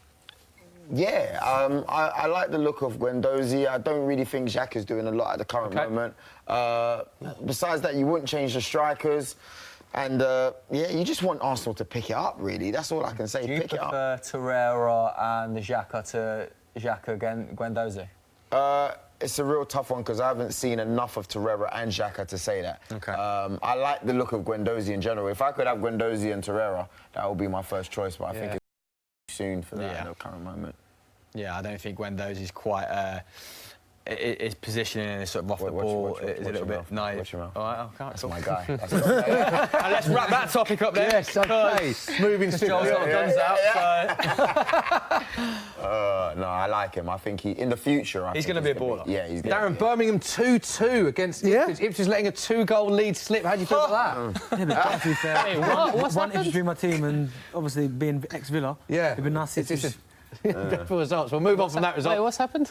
2-2 Birmingham Ipswich. Ipswich letting a 2-goal lead slip. 0 wins this season for Ipswich. Hello. So bad. Oh, Wolves nearly in there, but was that Raul Jimenez not the quickest? Have Wolves been the better team in this one, Hamill? I've been disappointed with Wolves in this game. Well, no, Raul Jimenez was putting that through for... Oh, my God. Maybe Jota? Yeah, possibly Jota. Yeah, I mean, you expect them to, such as has been their start, you expect them to manage a team like Southampton, who do seem a little bit ragged at the moment, but they've kind of muddied up the game, Southampton. Stuart Armstrong just had a good chance. And now Lucas Digne whipping in another ball in the Everton-Fulham game, like we saw first half, that caused all sorts of trouble. So let's stay with the Everton-Fulham game, and then back to you, chaps. Has anything happened in your games? Don't want to hog the limelight here. Lucas Digne. Actually, it is cleared by Fulham. Smithy, back to you. Just looking at the Huddersfield Spurs game, it's so quiet and petered out a bit, isn't it, this game? It's turned to a nothing game. Spurs are happy with the 2-0 and just sitting back a bit. It's very slow. They're taking their time with this throw-in. I'd like honestly him to bring Harry Kane off now because it's turned to a nothing game, but for whatever reason he's still got him on there and there's nothing really happening at the moment, to be fair, and the only risk you've got at the moment is injury. Chance for Watford! That's a goal. That's got to be a goal. Oh, he's missed it! No! Big chance for Watford! He's only just come One-on-one with the keeper. What is this, Why is he smiling? Why is he smiling? That would piss Joel, me. let's have a look at the replay of this one, because you were worried at this point. Yeah, I mean, as you can see, we're getting burnt for pace over here. We're lucky that, you know, the quality isn't higher from Watford, because otherwise that's It's a one-on-one again, going for the dig, similar to Lacazette's in the first half. And that's one of our weak parts, because you know what, you've got Mustafi and Holding at the back. Holding isn't the quickest. No. You see what I mean? So if you get round him, there's a chance, and I think oppositions will be looking at this in the future, thinking, boom, weakness over there. Watford must be looking at this thinking they've had big chances. They should be ahead. They've been better Are they than going us to this rue game. some of these missed chances as they're on the attack again, getting a lot of joy? They're in once again. Watford in once again. I'll tell you what though. Watford will be happy with a draw leaving here, because this is Arsenal at the end of the day. So right now they're overachieving. So What do you mean, Champions League contenders Watford, mate? They'll be annoyed with this, all right? Right, so let's round up the results. Earlier result was West Ham 3, Man United 1. Arsenal currently 0-0 at Watford. How that is 0-0, we don't know. There's been so many chances for Wolves, for both finally! teams. There is a goal for Wolves. With Hatties just come on. Talk us through this one. The number 7, who I know absolutely zip about. Carabero, is it? Something along those lines. I have been just told it in my ear and I still can't repeat it. But I think Adama Traore with the assist. Caballero. Yeah. Adama Traore, of course, brought in for his searing pace, for his dribble numbers, the fact that no one can stop him when he's on song, and I think he's grabbed the assist there. So let's just wait for... Oh, there we go. Look at that. Absolutely burning his man down the right-hand side. Cuts back in. He's already done this guy once. He sent it the wrong way twice. And nice build-up play. Nice. So he didn't get the assist in the end, but lovely build-up play in the box there from Wolves. That sort of intricate 5-10-yard passing, what we've come to expect from them. And Southampton now have to come out. So let's hope this becomes a more interesting game. So, wrapping up the results, West Ham 3, Man United 1 was a result from earlier on. Arsenal, Watford is still 0-0. Everton lead Fulham 2-0. Gylfi Sigurdsson missing a penalty, then scoring 3 minutes later. Cenk Tosun with the second goal. Huddersfield 0, Spurs 2, Harry Kane with both. Man City lead Brighton 2-0. Raheem Sterling and Sergio Aguero, who got substituted a minute after scoring his second goal. Newcastle 0, Leicester 2, Jamie Vardy and Harry Maguire. And Wolves have just gone 1-0 up against Southampton. And there's another chance, Hamill. Sorry, Southampton there, responding in full with Ryan Bertrand looking for his second goal in about 45 games. And it's a half-decent effort. Gone out for a corner, Smithy. Back to you, mate. Interested in the Arsenal game, Watford game, cheeky. Joel. That was cheeky. Second yellow. Troy Deeney just got away with it there, you know. Torreira cleared it. Stay on your feet, son. Torreira cleared it. And Deeney kind of got him with a little clip at the end. He left his foot a little bit there, and you know, Deeney very convincing to the referee, by the way. But I reckon that could have been a card. Who's cheekier, you or Dave? Really good question. I think Dave probably more sporty at the current moment, and I'm probably a little cheeky. We'll go for that. Right, so we can catch our breath. It's been it's been an incredible second half. Goals going in, yellow cards everywhere, and we're just having a chat about who is cheekier out of CheekySport Joel or CheekySport Dave. That could be one of our best Twitter polls ever. Put that out as a poll. How are the polls going on that note? I haven't done another poll since. Mate. I completely forgot. The Trippier Walker one, did that go out? That didn't go out. Like I said, I haven't put a poll out since. Which is terrible. Let yourself really honest of you, though. Yeah. It is honest. I'm not going to lie to you. It's 60% to Chris, yeah. Darren. We've got a question, though. Go on, let's have a question. It's from our live chat. It's from Bo Tond, I think his name is. Who could be the perfect defender to fix Arsenal's defence? Ooh. I honestly don't know. Surely Virgil van Dijk was the perfect defender when he was there. That's unrealistic. That guy, when he was what a signing. Do you know what I mean? He has been class, man. I don't know why Arsenal weren't in for him at the time. 70 million, mate. That's why. That's why. Yeah, simple. Tough one, isn't it? Who's available now that you think? I was saying earlier on, I'm a big Kurt Zouma fan. I think if he goes to the right club, Darren's like... I used to think that. I used to really rate him, but I see him play for Chelsea a couple of times and mistake after mistake. He hasn't played for Chelsea for 2 years. Yeah, and I think that's maybe why. He's very unlucky with injuries, wasn't he? He had a really bad injury. He's going to look good there. Do you know what I mean? So Shaqiri looks all right, but I know what you mean. Well, last season Stoke conceded 50 goals before Christmas, I think. They were the first team in Europe to concede 50. And when you're part of that defence, chances of going to a big club probably not high. Cameron has just killed Joel. He's just been head to his hand. He's got no stats to argue with that fact. What a save there from the Southampton goalkeeper moments before Cedric panicking, putting it out for a corner. Raul Jimenez, who's been starved of goals this campaign, but brilliant in the build-up, almost getting on the score sheet. Lovely save that, Smithy. From one save to another, the link. It's all going on. There's been a great save in that game. Gazzaniga just made a great save against Huddersfield. And there's a goal on the Arsenal game. Come on. CheekySport Joel. Mon frère. Come on. Mon frère. Come on. Oh, mon Dieu. Mr. Iwobi, do the damage. Like I said, get in there, boy. Love it. Love it. Come on. Love it.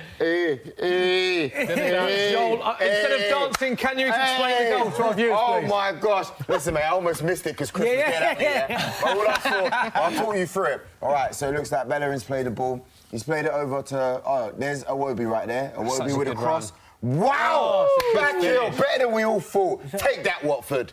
Oh, man. Lacazette gets kind of barring that miss in the first half, gets better every time I watch it. It gets better every time I watch it. He's missed a lot of chances. And you know what? Just in case you missed it, Aubameyang's been taken off for Danny Welbeck, so expect another goal from Danny. His legs. Oh no, that was a... Just looking to whether the last contact was Lacazette or an own goal. Oh, really? What happened to this live stream? It was a back heel. Oh man. We think it's Lacazette. Here's this replay was summing up. Iwobi. That's all. It's an own goal. I just say, CheekySport Joel has picked it up. Yes! Yeah, he forced a mistake. One of Lacazette's goals of the season, he said, it was an own goal. Darren, you called that as well. Yeah, it looked to me like it was an OG, but... Proper striker. He has been given, officially it's been given. Do you know why? Because he's missed that many chances as well. When that went in, he would have jumped up. Oh, is that why he didn't really celebrate? Yeah. Officially been given as a Craig Cathcart own goal. Look at the size of that spider. There is a massive spider in the studio right now, by the way. We have another guest in the studio. And it's a huge spider in the studio. Oh, man. We'll try and get his comments in a little while. It's all going on. Chance for Spurs. Corner whipped in. Oh, cleared. Wanyama. Oh, good save. Watford would have... Watford. Is anyone else trying to think of a spider-related pun here? Because I am, and I'm absolutely stuck for words. Decore with a chance for Watford. Watford will be kicking themselves. They haven't scored one of their early chances. At 0-0. Arsenal now lead at home. 1-0 to Watford. Similar to the West Ham game, this. Tell you what. Under the cosh, but finding themselves 1-0 up. And we're 8 minutes left. We're into the 82nd minute at the Emirates. Ryan, is it Ryan Bennett? Oh, man, sorry. Spill the water. Spill the water. It's all good. You know what, yeah? It's like Bennett has 8 limbs today. Look at this save. Quality. Good work there from the Fulham goalkeeper. What were you going to say, Joel? You know what? Is it too soon to talk about potential title challenges for Arsenal? I'm just saying. Yes. Barring... You were going to take the draw 10 minutes ago. You're pathetic, mate. Yeah. Right, classic Make up your mind, Joel. Arsenal again on the attack. No! Hey, miss it. Oh, my gosh. Get in there, boys. Was that one? Oh, yeah, I'm not going to lie. Joel, was it definitely Mesut Ozil before you said it? It was Ozil. Mesut looks like a don with the captain's arm. Okay, because he was celebrating extra hard that time, so I wasn't sure. Big 4 minutes for Arsenal, Joel. Under pressure. Like I said, it was always going to be an Arsenal win. We were just soaking up the pressure, then bam, counter-attack. Here it is. This is a great goal. Look, the boys are playing with confidence. What a ball this is from Lacazette. Iwobi. He wasn't going to miss that, was he? Gosh. Lacazette down the right, whips it in. Look at that. Danny Welbeck wins the ball in the middle, don't forget. Iwobi plays it. Please tell me what Cathcart's doing. That's lovely, man. It's been a bad 5 minutes for Cathcart, hasn't it? Where is he? Wolves! Another goal for Wolves! Chris Hamill goes flying in. Molyneux. Fernandinho very fortunate to get away with the handball in the Man City game, and then Wolves go down the other end. Make sure of the result. 2-0 up now. Feeling for Southampton's goalkeeper, not a whole lot of protection there. He pretty much had jurisdiction of the box. Who's wrapped it away? Let's wait for the replay. Matinho celebrating there. Did he feature in? Down that right-hand side again, Wolves have found a lot of joy down Southampton's right-hand side, much like Adama Traore for that first goal. Let's just take a look at it now. So, not much of a challenge there. Very easy for them down that right. Yeah, wormed his way into the box, pretty easy. And in a massive patch of sunlight, which is really unhelpful for me. Might as well have 0 names on the back. But forget about it. Wolves, the orange machine goes rolling on the Espirito Santos. Smithy, how's our Aka doing? Is that 100%? I was going to say, our Aka is not doing badly at all. We had a Spurs win. Boys. Spurs are winning. Hurricane. We can have a look at the Aka. CheekySport Joel said Arsenal to win. Arsenal are winning. I said Everton will win. Everton are winning. Darren said Spurs would win. Spurs are winning. I said Man City would win. Man City are winning. Chris said away win. Leicester they are winning. Come on! Said Wolves. Come on! Come on, Joel. Give it a come on. Guys, at the minute. Come on! Louder, Joel. Come on! I believe I'm right in saying that all of the games are winning by 2-goal margins. So easy street. We are on for the first ever Football Social Accumulator win. Let us know in the comment section if you've had any accumulators that are coming in. But we are on for a 6-fold accumulator. Seminal scenes, iconic. That's a beauty, Oh my You gosh, can come back, Joel, mate. I can't believe this. We've got to have time to catch our breaths now that I'm looking at all the games. There seems to be quiet moments in the games. It was Johnny Otto, who's on loan from Atletico Madrid, who scored the goal. And weirdly, they bought him and loaned him out immediately from another side in La Liga. So where are Wolves now in the league? I mean, they must be top 8. Well, Bournemouth were 8th, and they've what 1-2, drew 1, lost 1 before this. So they must be in and around Bournemouth. I've called it. They're 8th. Yeah, get it there. I've been clarified there by Phil. Incredible start to the season for Wolves. Phil Foden is on for Man City as well. Do we have time? Looking at the games, there seems to be a quiet moment. Temps, social corner. Have you got another question for us in this quiet patch of football? I've been so distracted I actually haven't got a question, but I'll quickly find you one now. Everyone's talking about Hazard. Best player in the Premier League? Yes or no? 100%. I would say yes. Yeah, I would say as well. I think he's been the best player for a few years, but consistency killed him. You think better than a fit De Bruyne? Yeah. Better than an on-form. It's a tight one between those two. For me, it's those two.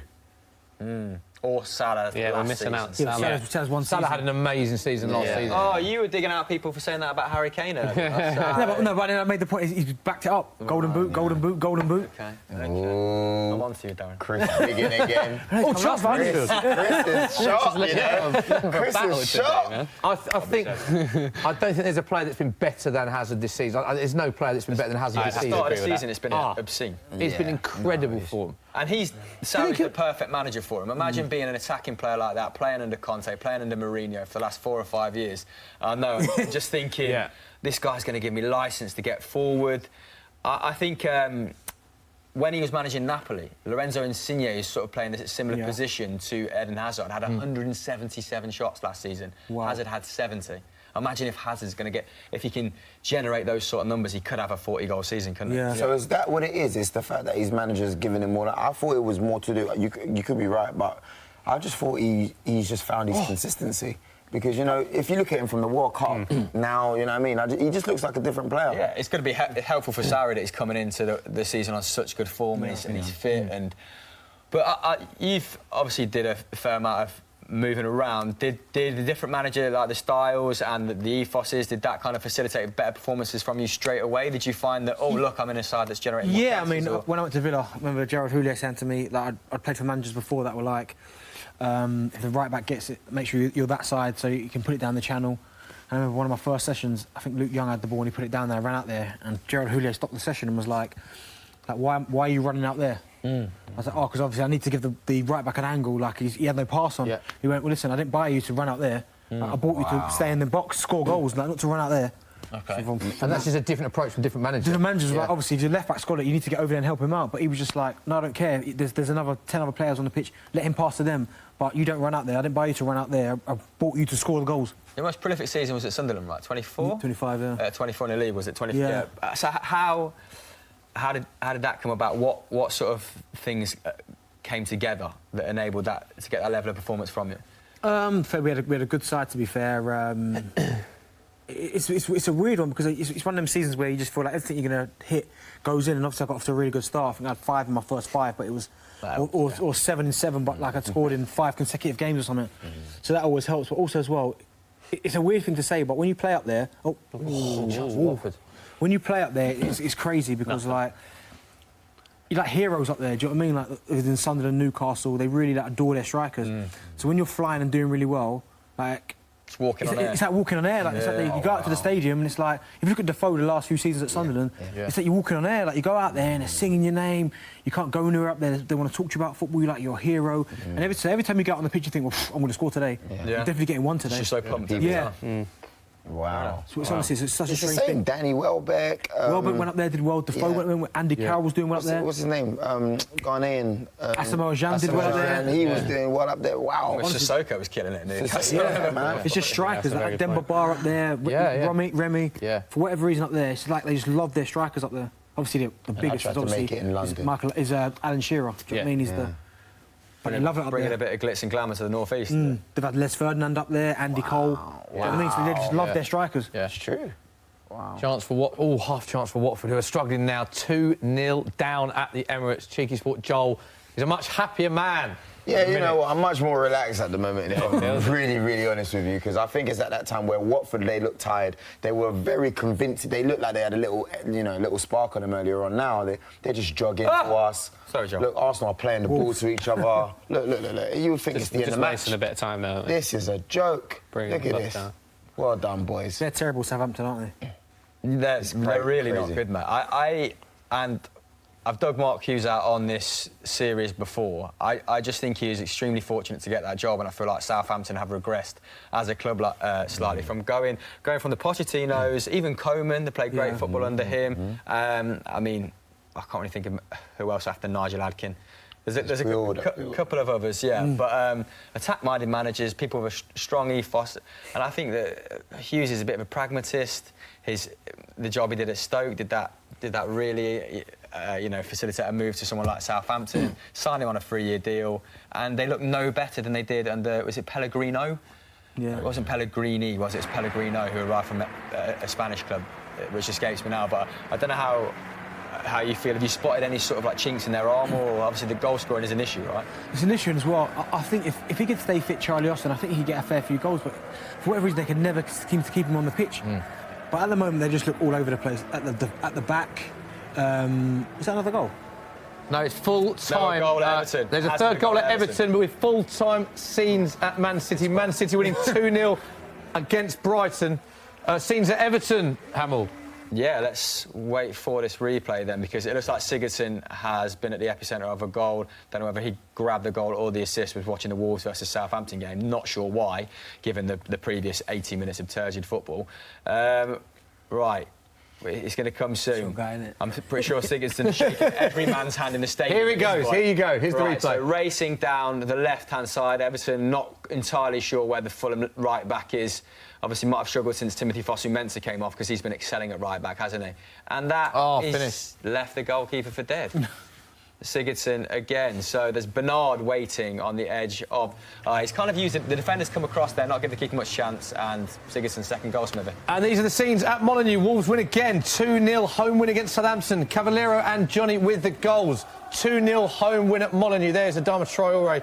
Rapid, absolute pace shown from him in the goals. Interesting haircut as well. It looks like a coral reef. Yeah. And these are the scenes at Newcastle. Newcastle, terrible start to the season for Newcastle. They badly needed a win. They didn't get it. They didn't even get a draw. They lost 2-0 at home at St James's to two English goal scorers, Jamie Vardy and Harry Maguire. Good win for Leicester as they win 2-0 at St James's. So those two matches have finished as we approach the final whistle in all the other 3 o'clock games. There is Harry Maguire there. Another good performance. And he's chipping in with goals this season, Harry Maguire as well. Schneiderlin coming on for Sigurdsson. Not entirely sure the thought process behind that. The game is beyond Fulham now. Just managing the last 4 or 5 minutes, I guess.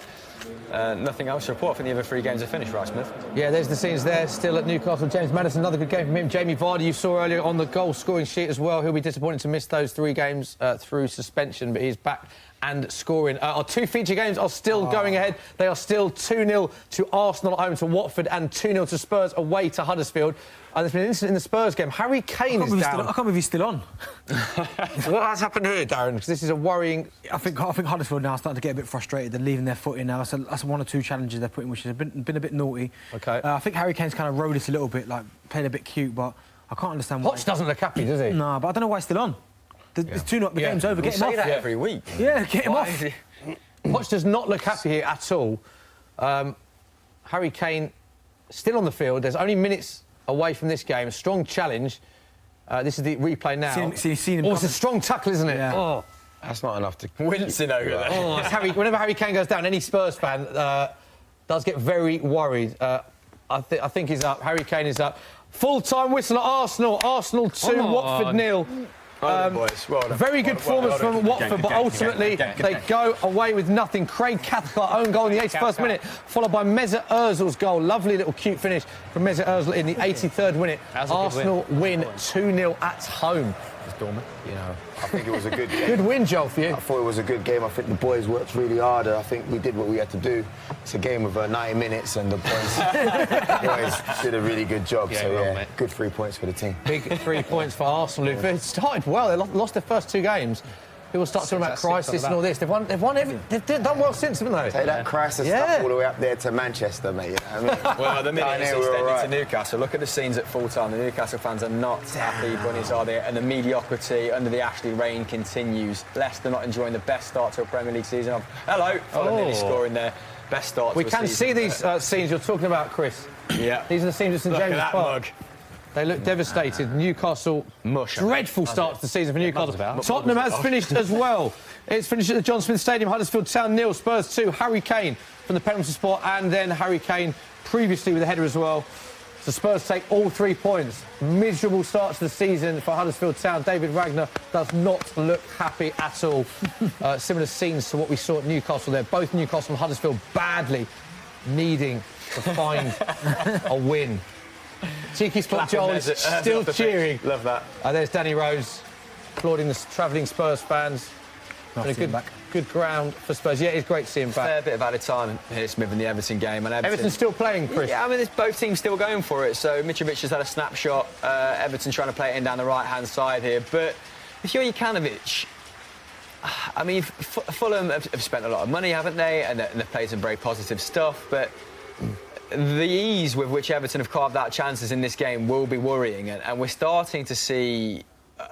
I don't know, maybe Jokanovic is going to have to look to shore up away from home and not play with this kind of attacking positive system the entire time, because picking up a point in this game, very viable before the game. Everton not in great form, and it could, help massively towards the end of the season. But fair play to them, with kind of organs blazing regardless of home away, regardless of level of opposition. So.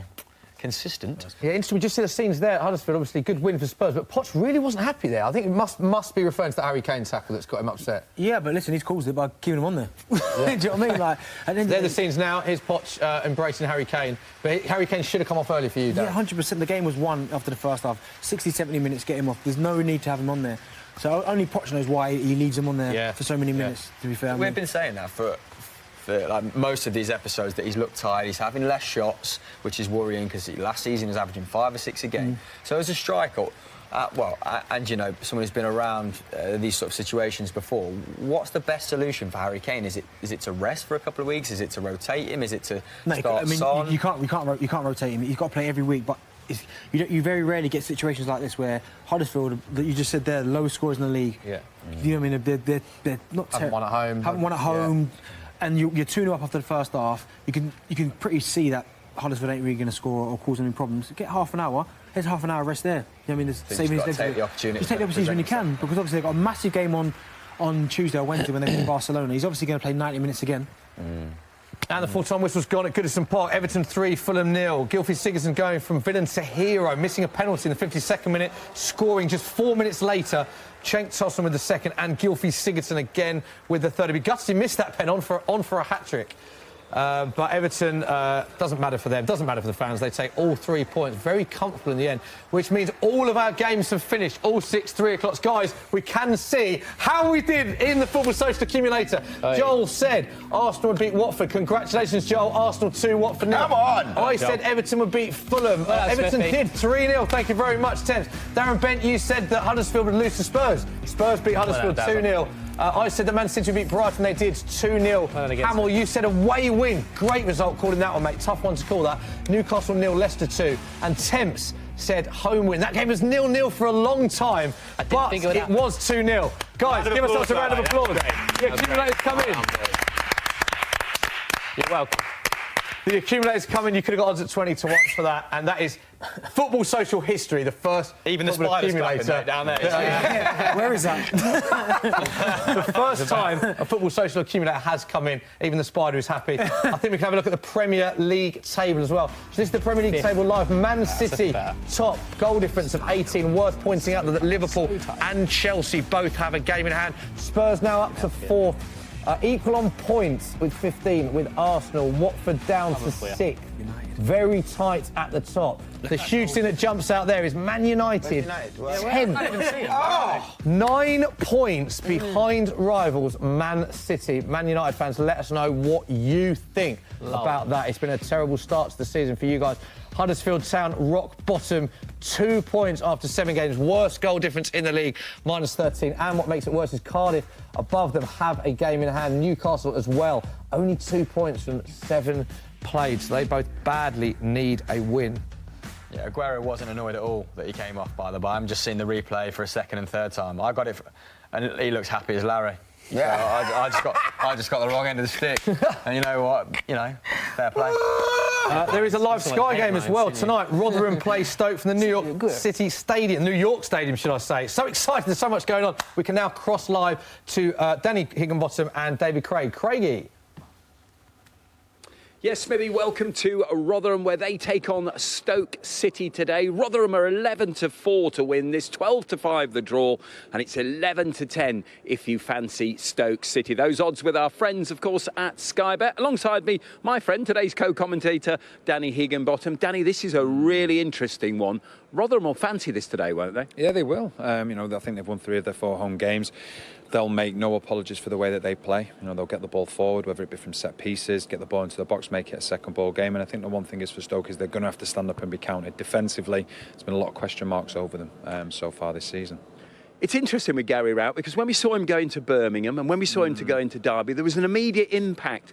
He seems to have struggled to do that at Stoke. What do you put that down to? I think it'll be a frustration. I think if you look at the defenders that they've got at the club, you would think that it shouldn't be an issue whatsoever. Experience, plays internationals. And so what he did in the summer, they brought in goal scorers, having no problem scoring goals, scored 2 on numerous occasions this season, but it's conceding goals. And I think that would be the really frustrating thing for Gary Rowett because he's got a lot of experience in that team and he'll be hoping that turns, because that is the major problem. Like I say, scoring goals isn't a problem, but keeping them out is a major problem. We were all talking on the dinner bus a little bit earlier that for Stoke, coming to Rotherham would be like teams having to go to Stoke in the old days, wasn't it? It's not a nice place to come and play, is it? No, it isn't. I think the one thing that Rotherham do, it's a lovely little stadium. I think it's fantastic. But what Rotherham do, they've come up to the Championship and they're not going to try and play the so-called beautiful game because that's not their strength. Their strength is to get in opposition faces. They're a fit team. They're a physical team. And so far, in particular at home, like I say, winning 3 out of 4, it's really worked for them. And any newly promoted team, what you want to do is make your home ground a real fortress, a difficult place to go where people don't want to go. And that's what they've done so far. And like I say, it's going to be a really tough game for Stoke here. Danny, thank you very much indeed. Well, this game, I think, typifies the uncertainty of the Championship. Rotherham take on Stoke. Back to you and the boys in the studio, Smithy. Cheers, Craigie. Now we can have a look at what is going on Sky Sports this weekend. Rotherham versus Stoke tonight. Very shortly, 5:15. That is on Sky Sports Football. Head over to that. Goals on Sunday. That is tomorrow with Robert Huth as the guest in the studio. 11 o'clock, Sky Sports Premier League. That is followed by Cardiff versus Burnley as the Super Sunday, 3:30 p.m. Sky Sports Premier League. And Monday Night Football is back. Bournemouth versus Crystal Palace, 7 p.m. Sky Sports Premier League. Interestingly as well, in the Ryder Cup, Europe lead America 10-6. Going into the last day tomorrow. Guys, lots of goals, lots of action. Hamill, got to come to you first, covering the 4 games. Who are you most impressed with of all the games that you watched today? I think Leicester's away victory at Newcastle was pretty comfortable in the end for them. Rarely saw them threaten, which we kind of maybe thought was going to be the way it panned out from the off. I mean, their biggest goal threat, Jose Perez, Joselu, not the most convincing at this level, I don't think. Everton, Fulham, I'm surprised how comfortable it was for Everton considering how suspect they've been defensively. But Fulham tried to play as they normally play, quite expansive, positive football. Everton just kind of picking them apart down the flanks. Gylfi Sigurdsson maybe the difference between the two sides.